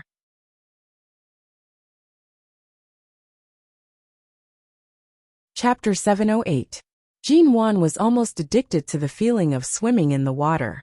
No matter how hard she struggled in the water, she didn't find it tiring. Then she suddenly found that the waitresses near the pool and the outdoor hot spring had all left. She came out of the water, raised her hand to wipe the water off her face, and looked back at the place where Mo Jingshan had been sitting, only to find that Mo Jingshan had also disappeared. She was startled for a moment, and then scanned the surroundings. She did not see any trace of Mo Jingshan after looking around for a long time. Jinwan's eyes immediately panicked. She hurriedly swam to the side and was about to go up. All of a sudden her waist, which was submerged in the pool, tightened, and someone was pulling her down. She instinctively screamed, but before she could finish, she was dragged into the water. In less than a second, she felt suffocated underwater. She hurriedly opened her eyes, only to see that Mo Jingshan, who had been sitting above, had entered the pool at some point. At the moment she froze, he pulled her into his arms and kissed her lips underwater, as if he knew she was suffocating and gave her 2 breaths of air. Jinwan was first startled and then stunned. When she came to herself, the man carried her out of the water because he didn't want her to be too uncomfortable underwater. The moment Jinwan's head came out of the water, her eyes widened. You. She couldn't say a word. The man swam with her to the edge of the pool, let her lean against the edge, and deepened the kiss. Just as Jinwan gradually relaxed in his arms and instinctively raised her hands to hold his neck and carefully responded, the man suddenly stopped. His dark eyes looked at the passion in her eyes and the innocent look of wanting to cooperate with him. He chuckled and said hoarsely, "Do you know how I feel after watching you swim in the water for a whole day?" Jinwan hadn't extricated herself from the kiss. Because of his words, she looked at him with a blush. "How do you feel?" The man's hand was directly under the water. He took her hand and moved it toward his lower body. Jinwan didn't understand what he was going to do, and then her eyes gradually widened. Finally she said in surprise, "What did you put in your pants this time? You won't let me see it every time." Because her hand curiously touched around, the man, who had only wanted to tease her, instantly let out a muffled groan. He pressed her firmly against the edge of the pool and abruptly pulled her hand out of the water. Jinwan glared at him. "Stingy. If you have something good, just hide it on you. The man sighed. You really want to know? Jinwon nodded very seriously. Yes. I'll tell you tonight, huh? The man hugged her. After all, he had sat by the side and endured for a day. Even a few cups of iced coffee could not relieve the pain of being able to see but not eat. At this moment, he held her in his arms, and the woman's soft body obediently let him hold her, as if this could relieve a lot. After hugging her for a long time, Mo Jingshan kissed her earlobe. You've swum the whole day today. Tomorrow, I'll accompany you out of the hotel. Do you want to go? Yes, as long as you accompany me, I can go anywhere. All right, I'll accompany you. The man lovingly stroked her hair. Jinwon stayed in his arms, raised her head and kissed his chin. Recently, she often unconsciously liked to take the initiative to kiss him, and every time she did it, Mo Jingshan's heart was comforted. At least when she was inseparable and lacked a sense of security, he could always be by her side.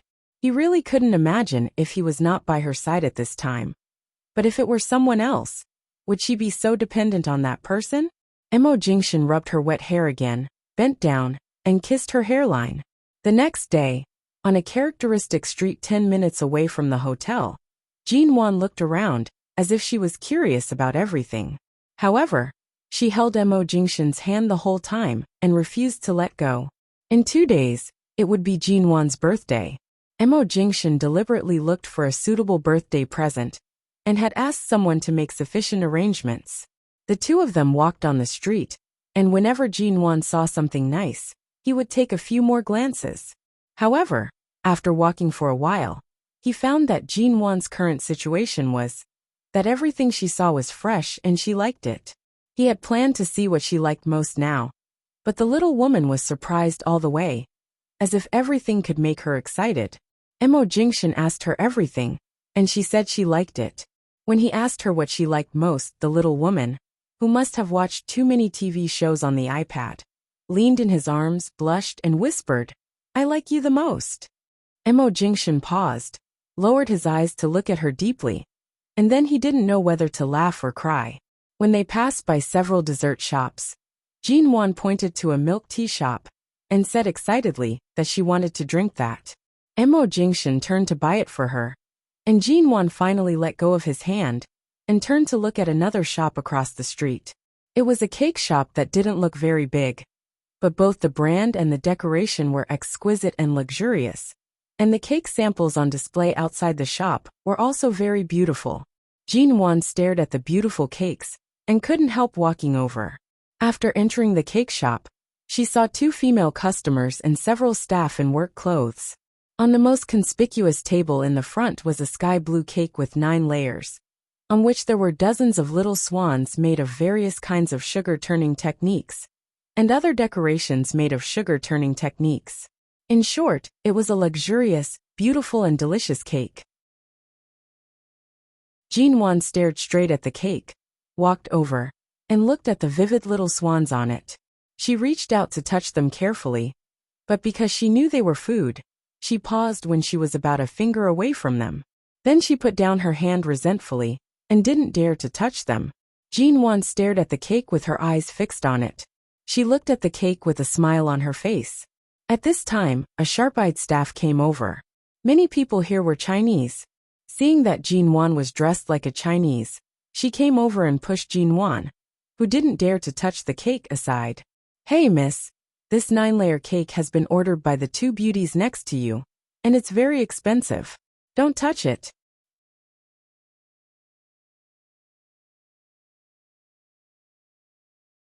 Chapter 709. You'd better not touch it. This is food. You don't know how many germs there are on your hands. If you touch it, the beauty who ordered the cake will be unhappy and return the cake. I'm afraid you can't afford to pay for it. Seeing Jinwon acting so timid and ignorant, the staff member rolled her eyes at her and pushed the trolley with the cake aside.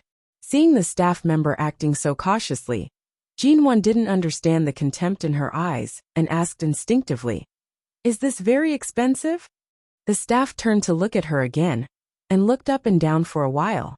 Seeing that she was obviously not wearing cheap clothes and was dressed very fashionably, but she looked silly, She immediately laughed at her for being so naive. Of course it's expensive. It took us 3 days and 3 nights to make this cake. Not to mention the carefully made decorations and swans. Even the 9-layer cake embryo is not cheap. The price of the whole cake is 158,000 yuan. I guess you just look at it out of curiosity. You can't afford it in your life. Jinwan had no concept of money. When she heard 158,000 yuan, she nodded confusedly. Oh, in her mind, cakes should be very delicious. But how much was 158,000 yuan? It didn't seem to be much, right? Because Shunshin brought her food, necessities, and the hotel she stayed in. Although she didn't see Shunshin pay with a credit card like others, she saw that the prices of many places were 6 or 7 digits. Now she heard him say 158,000 yuan so proudly. So it must be a lot of money, right? Are you scared? Seeing Jinwan's dumbfounded expression, the staff member snorted smugly. If you want to eat cake, go to the cake shop diagonally across the street to buy it. Most of them are thousands of yuan, and the cheapest ones are 200 or 300 yuan. Our shop sells all the high-grade sugar cakes and all the high-end styles in advance. Any cake is 6 digits. You can't afford it. Just take a look and leave. But you can just take a look, but don't touch it. These cakes are very expensive. If you break one, I won't be able to explain it to you. Jinwan nodded obediently and did not speak anymore. She thought about it and felt that it might be really expensive. She had better not let Shunshin spend money on her, so she turned to leave. Seeing her like this, the staff snorted and continued to work, not planning to pay any more attention to her. However, just as Jinwan was about to walk out of the door, a very fashionably dressed beauty came in. The beauty was holding a bag in her hand and walked in at a fast speed. She was in such a hurry that she directly bumped into Jinwan. Jinwan's head couldn't stand the violent impact, nor could it stand the shaking after being hit. Her head hurt, and she couldn't stand firmly. She subconsciously put her hand on the table frame to support herself. She was about to turn around when she suddenly heard a loud curse behind her. Are you blind? Why are you standing here and blocking the way? Jinwan jerked back to look at the woman. The woman paused and stared at Jinwan in shock for a long time. Jinwan? Jinwan was a little angry, because this woman didn't apologize for bumping into her, and was so rude to her. She didn't expect that the woman knew her name, and immediately looked at her again. This woman was Yi. She used to be a socialite in High City, but her family moved to Argentina when she was 15 or 16. When they were children, Yi and Ji Menggran had a good relationship. Although Ji Menggran didn't show any obvious rift between her and Jinwan, Yi liked to exclude Jinwan, and even often mocked her since they were children. Jinwan didn't recognize her, and didn't remember those things. Even if she was sober now, she might not be able to recall these unimportant memories immediately. Seeing that Jinwan seemed to be in a daze, Yi thought she was just too surprised, so she immediately walked over and looked her up and down. Long time no see, Jinwan. If I hadn't seen you here today, I would have almost forgotten that there is a person like you in this world. I haven't asked about the social circle in High City for many years. How are you? How is Ji Menggran? I haven't contacted you and your sister for many years. Jinwan didn't know this woman and said truthfully, I don't know you. Yi paused, and the contempt in her eyes suddenly turned into anger. She had said that she had almost forgotten Jinwan's existence on purpose, but Jinwan looked as if she really didn't remember her, as if she had completely ignored her. After all, she was one of her childhood playmates. How could she forget her just like that? She did it on purpose, didn't she? Yi sneered. It's fine if you don't know me. I don't care if you know me or not. A few years ago, I spoke to Ji Menggran on the phone. I heard that you seemed to be married, but she didn't say who you married. I didn't have time to contact you later. I don't know who married you, Miss Ji. I'm really curious. Jinwan didn't understand what she said, and didn't have any impression of the name she mentioned.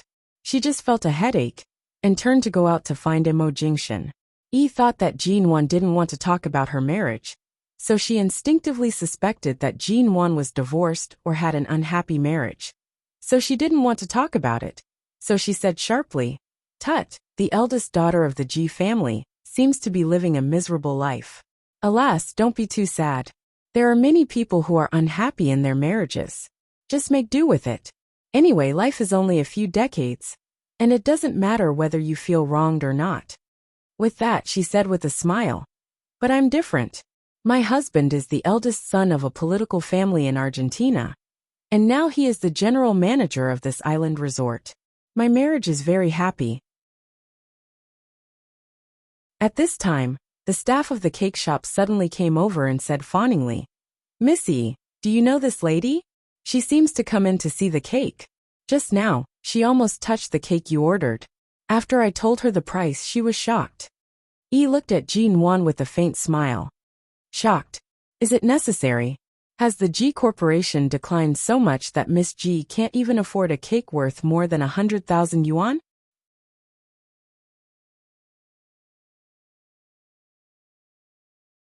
Chapter 710. Don't say that. She has been good at pretending to be stupid since she was a child. No one can find fault with her, but in fact, she is very cunning, Yi said as her eyes fell on Jin Wan's clothes again. No matter how unhappy your marriage is, you still have to live, don't you? But seeing that you still have the capital to be young and beautiful, if you really can't live with your current husband, I can introduce you to some rich men. But most of these men are not young, and they all have wives and children. They just like to come out to play. They can give you a lot of money to sleep with them. Do you want to meet them? Jin Wan seemed to have completely blocked out her words. She raised her hand and pressed her forehead with a headache. Seeing her so stubborn, Yi's words seemed to have hit cotton.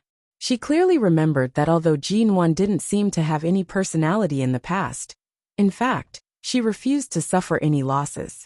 Otherwise, how could the G family's eldest daughter's arrogant and domineering personality have spread?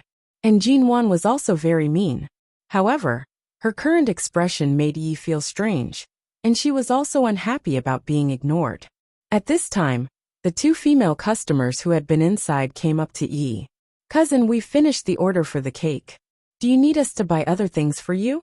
"No, you can go back first. Oh, by the way, ask my husband to come over," Yi said in a sweet voice. The two beauties nodded and left. Jin Wan also wanted to leave, but Yi took her arm and didn't let her go. When Jin Wan was impatient, a very tall man came in.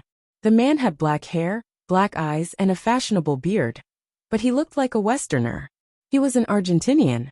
"Honey," seeing the man come in, Yi immediately let go of Jin Wan's hand, turned to the man at the door, and hugged him intimately.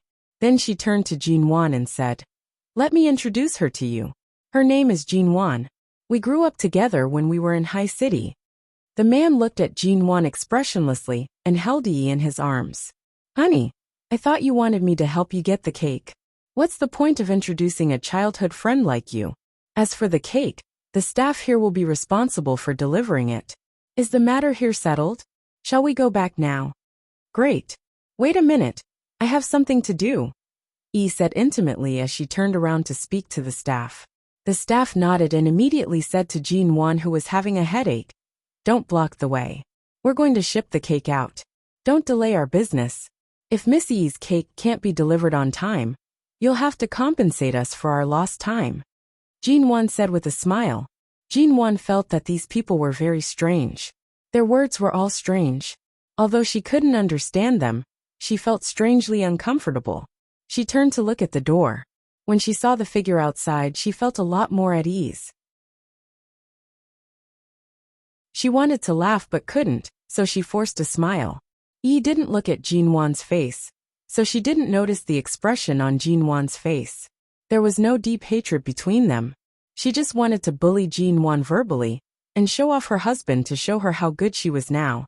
After all, when she was a child, her family was not as rich as the Ji family. Although she had a good relationship with Ji Mingran, she was still inferior to them in front of the Ji family, which was a psychological shadow. She finally won a round on this island after so many years, and now she was really happy. "Honey, let's go." After showing off, Yi put her arm around the man's arm, and the two of them turned around intimately to go out. However, at the moment they turned around, E's husband froze and looked at the man who had been standing outside the door for a long time. At first, he didn't dare to recognize him, but after a few seconds his expression changed. CEO Mo? E was startled when she heard the way he addressed her, but she quickly understood what was going on. Her husband was sent by Argentina to take charge of this island, but the real boss of this island was CEO Mo, the big boss of Shine Group. The man who could make her husband call him in such a cautious and surprised way must be the legendary boss Missouri, Mo Jingshan. He hurriedly put on a polite smile. Hello, CEO Mo. Mo Jingshan's face was expressionless. With his back to the people on the street, his body seemed to be condensed into a layer of cold, emotionless ice, and his frost-like eyes fell on them. Being stared at by his eyes, E's legs softened and she subconsciously looked at her husband. However, when her husband also didn't understand what was going on, Mo Jingshan's cold eyes passed them and looked at Jinwan. Which cake do you like? Jinwan pursed her lips and didn't speak. She knew she was sick and confused. She didn't want to cause trouble for Shenshin, so she just shook her head quietly and didn't say anything. However, when Mo Jingshan spoke to Jinwan in a very patient tone, not only the staff in the cake shop, but also E and her husband were stunned. The air in the cake shop seemed to freeze in an instant. COMOU. E's husband said tentatively and cautiously. E didn't understand what was going on. Mo Jingshan had completely ignored them and walked in. When he brushed past them, E couldn't help shivering because of his cold aura. She looked at her husband for help and asked in a low voice, "What's going on? Why is CEO Mo here?" The point was, why did he seem to be familiar with Jinwan? A woman's sixth sense gave her a very bad feeling. Could it be? Mo Jingshan walked up to Jinwan, looked at her who seemed to be aggrieved, but didn't want to say anything, raised his hand and stroked her head comfortingly. I helped you line up to buy milk tea, but then I couldn't see you. Which cake do you like? N. Jinwan raised her hand and pointed to the 9-layer blue cake behind her. I just thought it looked good, so I came in to take a look, but they said it was very expensive, and I couldn't afford it. Is that so? Mo Jingshan didn't get angry, but looked at the staff with a smile. His smile seemed to be cold.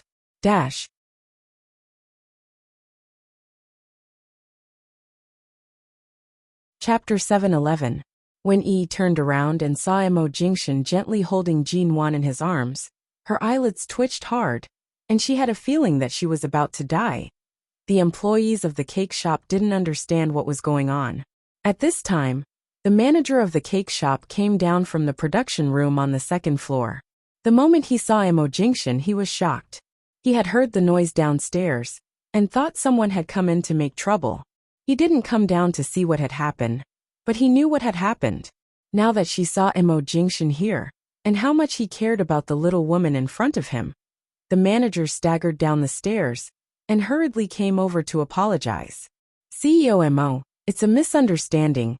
It's all a misunderstanding. It's our employees' fault. They're used to interacting with foreigners and have become careless. It's all our fault for not managing them well. Mo Jingshan coldly glanced at Jinwan again. Jinwan didn't understand why these people suddenly changed their attitudes, so she stood in front of him in a daze and didn't speak. CEO Mo, are you here to inspect the island project? Or do you have any other activities arranged? Why didn't you inform us in advance? We could have arranged it, but you. E's husband also felt that something was wrong, so he came up and spoke politely and ingratiatingly. Seeing that her husband was being coldly ignored, E thought for a moment and moved closer to Mo Ting. She said carefully, President Mo, it's rare for you to visit an island in Argentina. This unique street is meant for tourists. Why don't we invite you to a quieter place? The people here are all messy and not suitable for you. Mo Jingshan coldly glanced at her. Who are you? As soon as E saw the coldness in his eyes, her heart couldn't help trembling. She raised her hand to take her husband's arm, saying, I'm his wife. But I lived in High City for more than 10 years when I was a child. I've heard of the Mo family's name, and then I've heard of you, CEO Mo.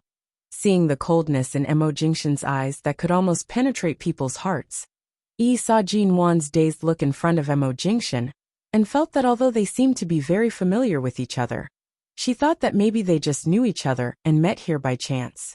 They shouldn't have a deep relationship. Therefore, Yi took the opportunity to add, "But CEO Mo, when I lived in High City, I knew what kind of person Miss Ji was. She's not a good person. It's better if you don't interact with her. I heard she's the illegitimate daughter of the Ji family." Heard? Mo Jingxian's smile was cold, but his eyes were so dark that no one could see through them. He sneered. "Did she offend you?" Seeing that CEO Mo was talking to her, Yi instinctively felt that her lucky guess was probably right. There should be no relationship between him and Jin Wan. She hurriedly turned around and pointed to the 9-layer blue cake that had not been wrapped up by the shop assistant. "In fact, I didn't offend her. It's just that I had ordered this cake in advance and planned to give it to my husband's great-grandmother. She's already 90 years old, and we specially ordered a 9-layer cake. But Jin Wan was so ungrateful that she insisted on touching it. How can food be touched? If she touched it, would other people eat it?" The shop assistant scolded her, but she didn't seem to be convinced. She kept coming back and forth, making others think there might be a dispute here. But in fact, it's not. Before Yi finished her long speech, Jin Wan whispered in a voice that only he could hear, "I didn't touch it. I know it's for people to eat. I just came over to have a look out of curiosity, but I withdrew my hand before I touched it. I didn't touch it."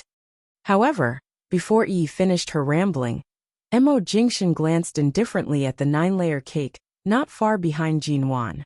Because there were too many layers, it had to be carefully placed on the cart. Otherwise, it would easily collapse or shift, which would affect the appearance of the cake. He glanced at the bottom of the cake, which was fixed by a round plate on the cart, and then at Jin Wan. The little woman was very aggrieved, but she didn't show it on her face. Obviously, her good mood for shopping today was affected. "The cake is well made. Push it over, and let me have a look." The man's emotionless voice rang. The clerk of the cake shop paused, and didn't know whether to push the cart over or not. But the person in charge of the shop who had just run downstairs did not dare to be negligent at all. He hurriedly pushed the cart to Mo Jingxian and said with a big smile, "CEO Mo, in fact, our desserts and cakes are also very special on this special street. Although they are expensive for a reason. Many of our dessert-making techniques are new, and we make whatever is popular. And look at the technique of turning the sugar. Ordinary cake shops can't make such a lifelike effect." However, as soon as the manager finished speaking, Mo Jingxian raised his long leg and kicked the cart expressionlessly. The 9-layer cake of more than 2 meters immediately fell to one side. In the end, the cake, along with all the cream and sugar decorations on it, fell to the ground, and the cart hit the wall not far away as if it had lost its balance, making a deafening sound. In an instant, the entire cake shop was silent. Yi raised her head in shock to look at Mo Jingxian's bone-chilling gaze. "CEO Mo?" As if he finally saw the danger in his eyes, Yi's husband stood there in disbelief. Even though the 9-layer cake had fallen to the ground, and the cream on the ground looked dirty, he didn't dare to say a word. "Who gave you the courage to show off your superiority in front of my wife?" Mo Jingxian's voice sounded careless, but in fact, it was frighteningly cold. Yi's face trembled, and so did her husband's. Yi stiffened as she looked at the coldness in Mo Jingxian's eyes. As if finally realizing something, she jerked her head to look at Jin Wan, who was still standing there with an indifferent expression, and no one could tell what she was thinking. How could it be? Yi was so nervous that her palms were cold. "CEO Mo, what did you say? Did I hear it wrong? What, your wife?" She even began to stutter when she spoke, praying from the bottom of her heart that she had heard wrongly.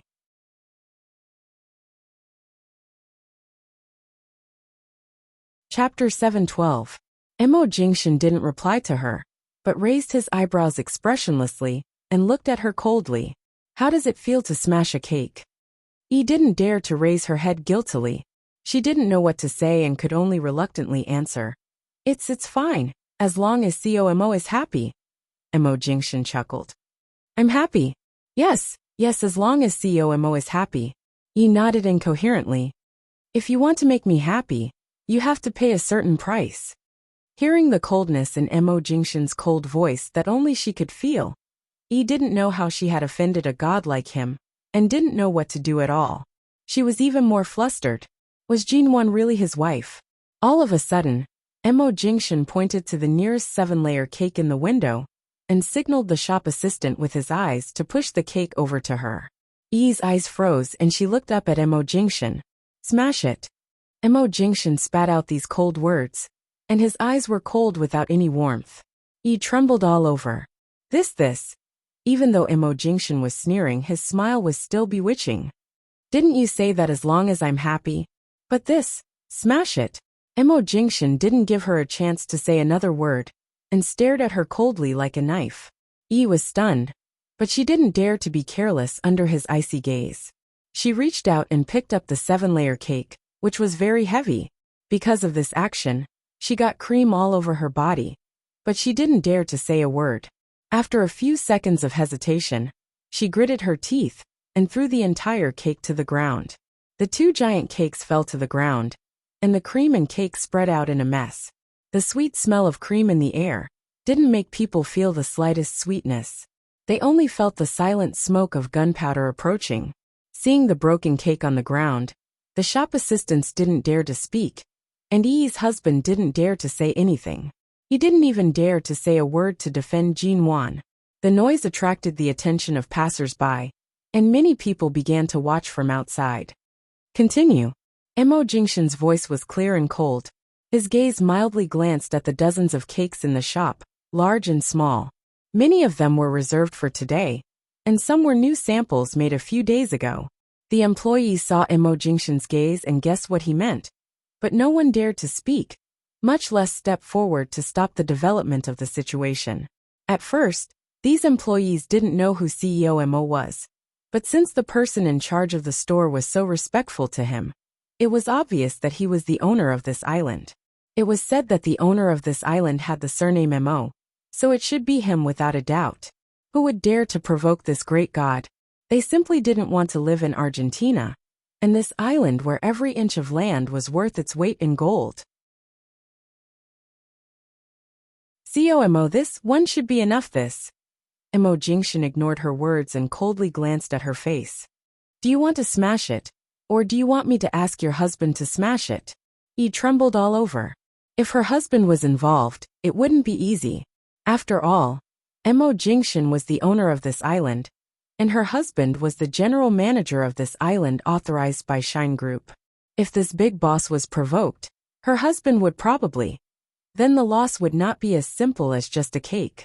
She hurriedly turned to pick up the other 2 small cakes in the window, and smashed them hard on the ground.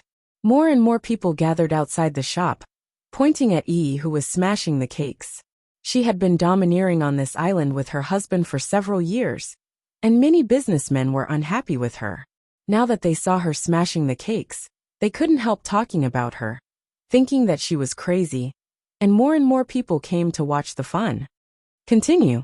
Mo Jingshan's voice was still cold, but as he spoke, he glanced at Jinwon, who had been silent.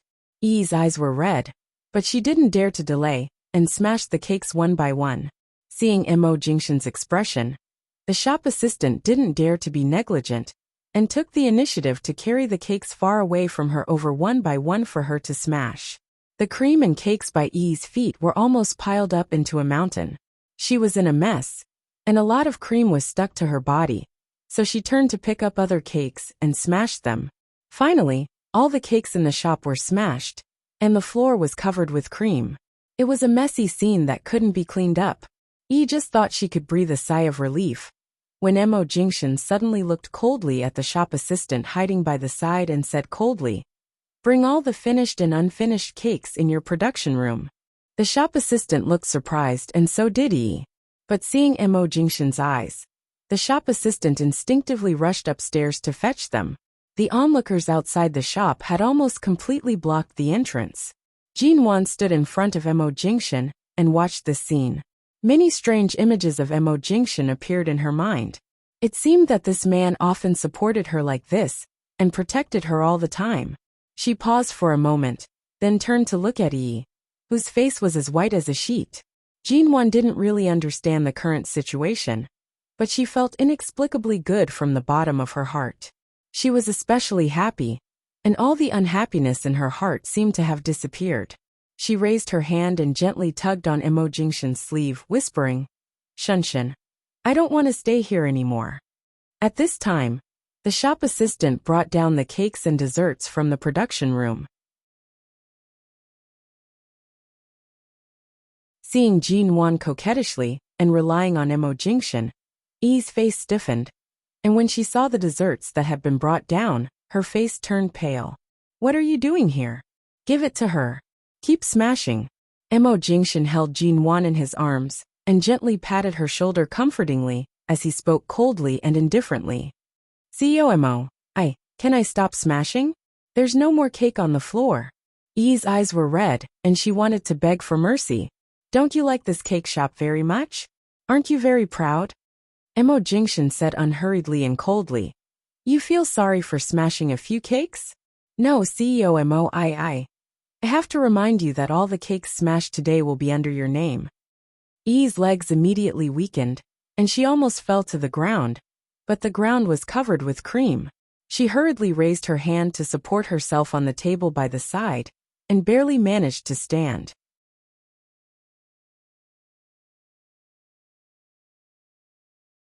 Chapter 713. Looking at the mess on the ground, the manager of the cake shop couldn't help saying in a low voice, "COMO, we've taken out all the cake embryos and semi-finished products. After Missy smashes them, we still have a lot of things to buy.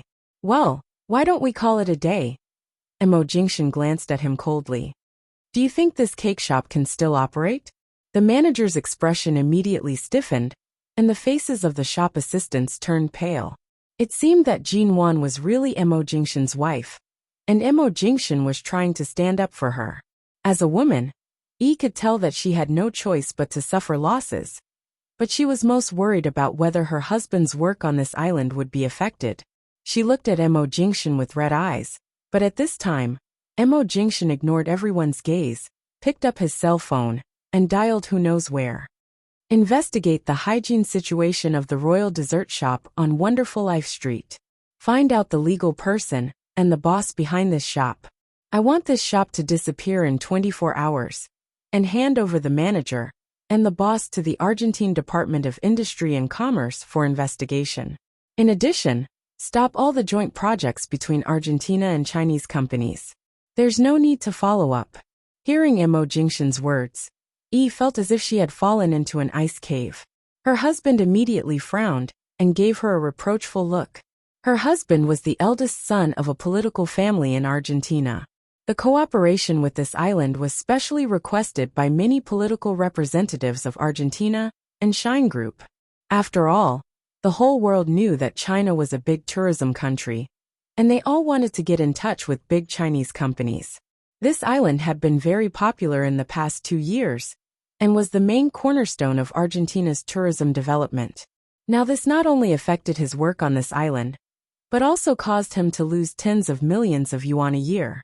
Now if Shine Group wanted to terminate the cooperation, it would be the loss of the entire tourism industry that Argentina planned to develop. When he returned, he would have to face a huge responsibility, and it was likely that he would never be able to raise his head again.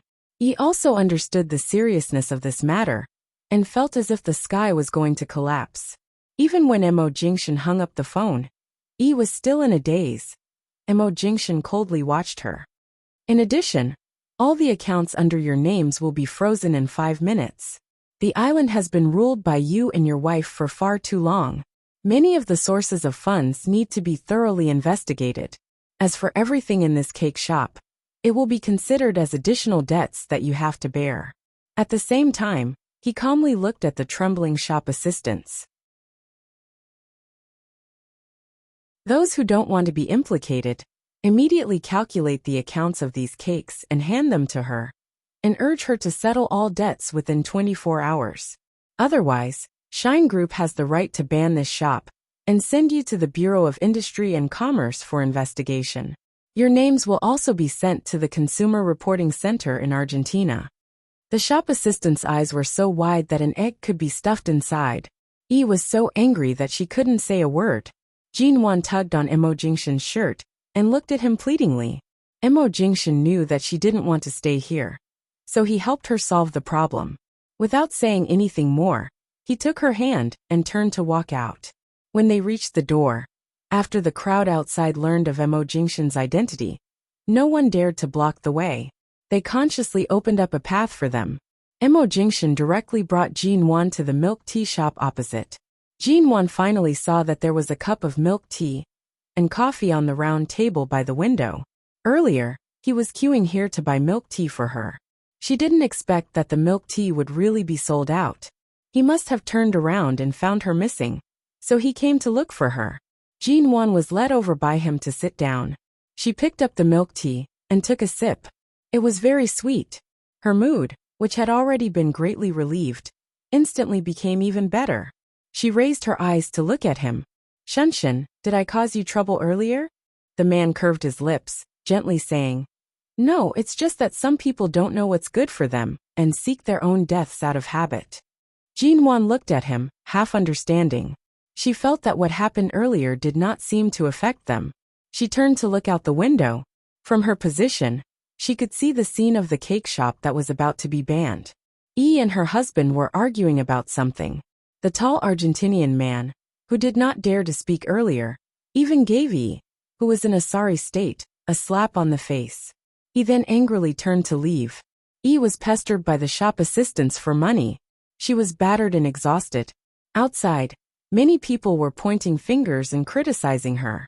Jinwan watched the situation while drinking her milk tea. Do you want to eat cake? Emo Jingshan asked.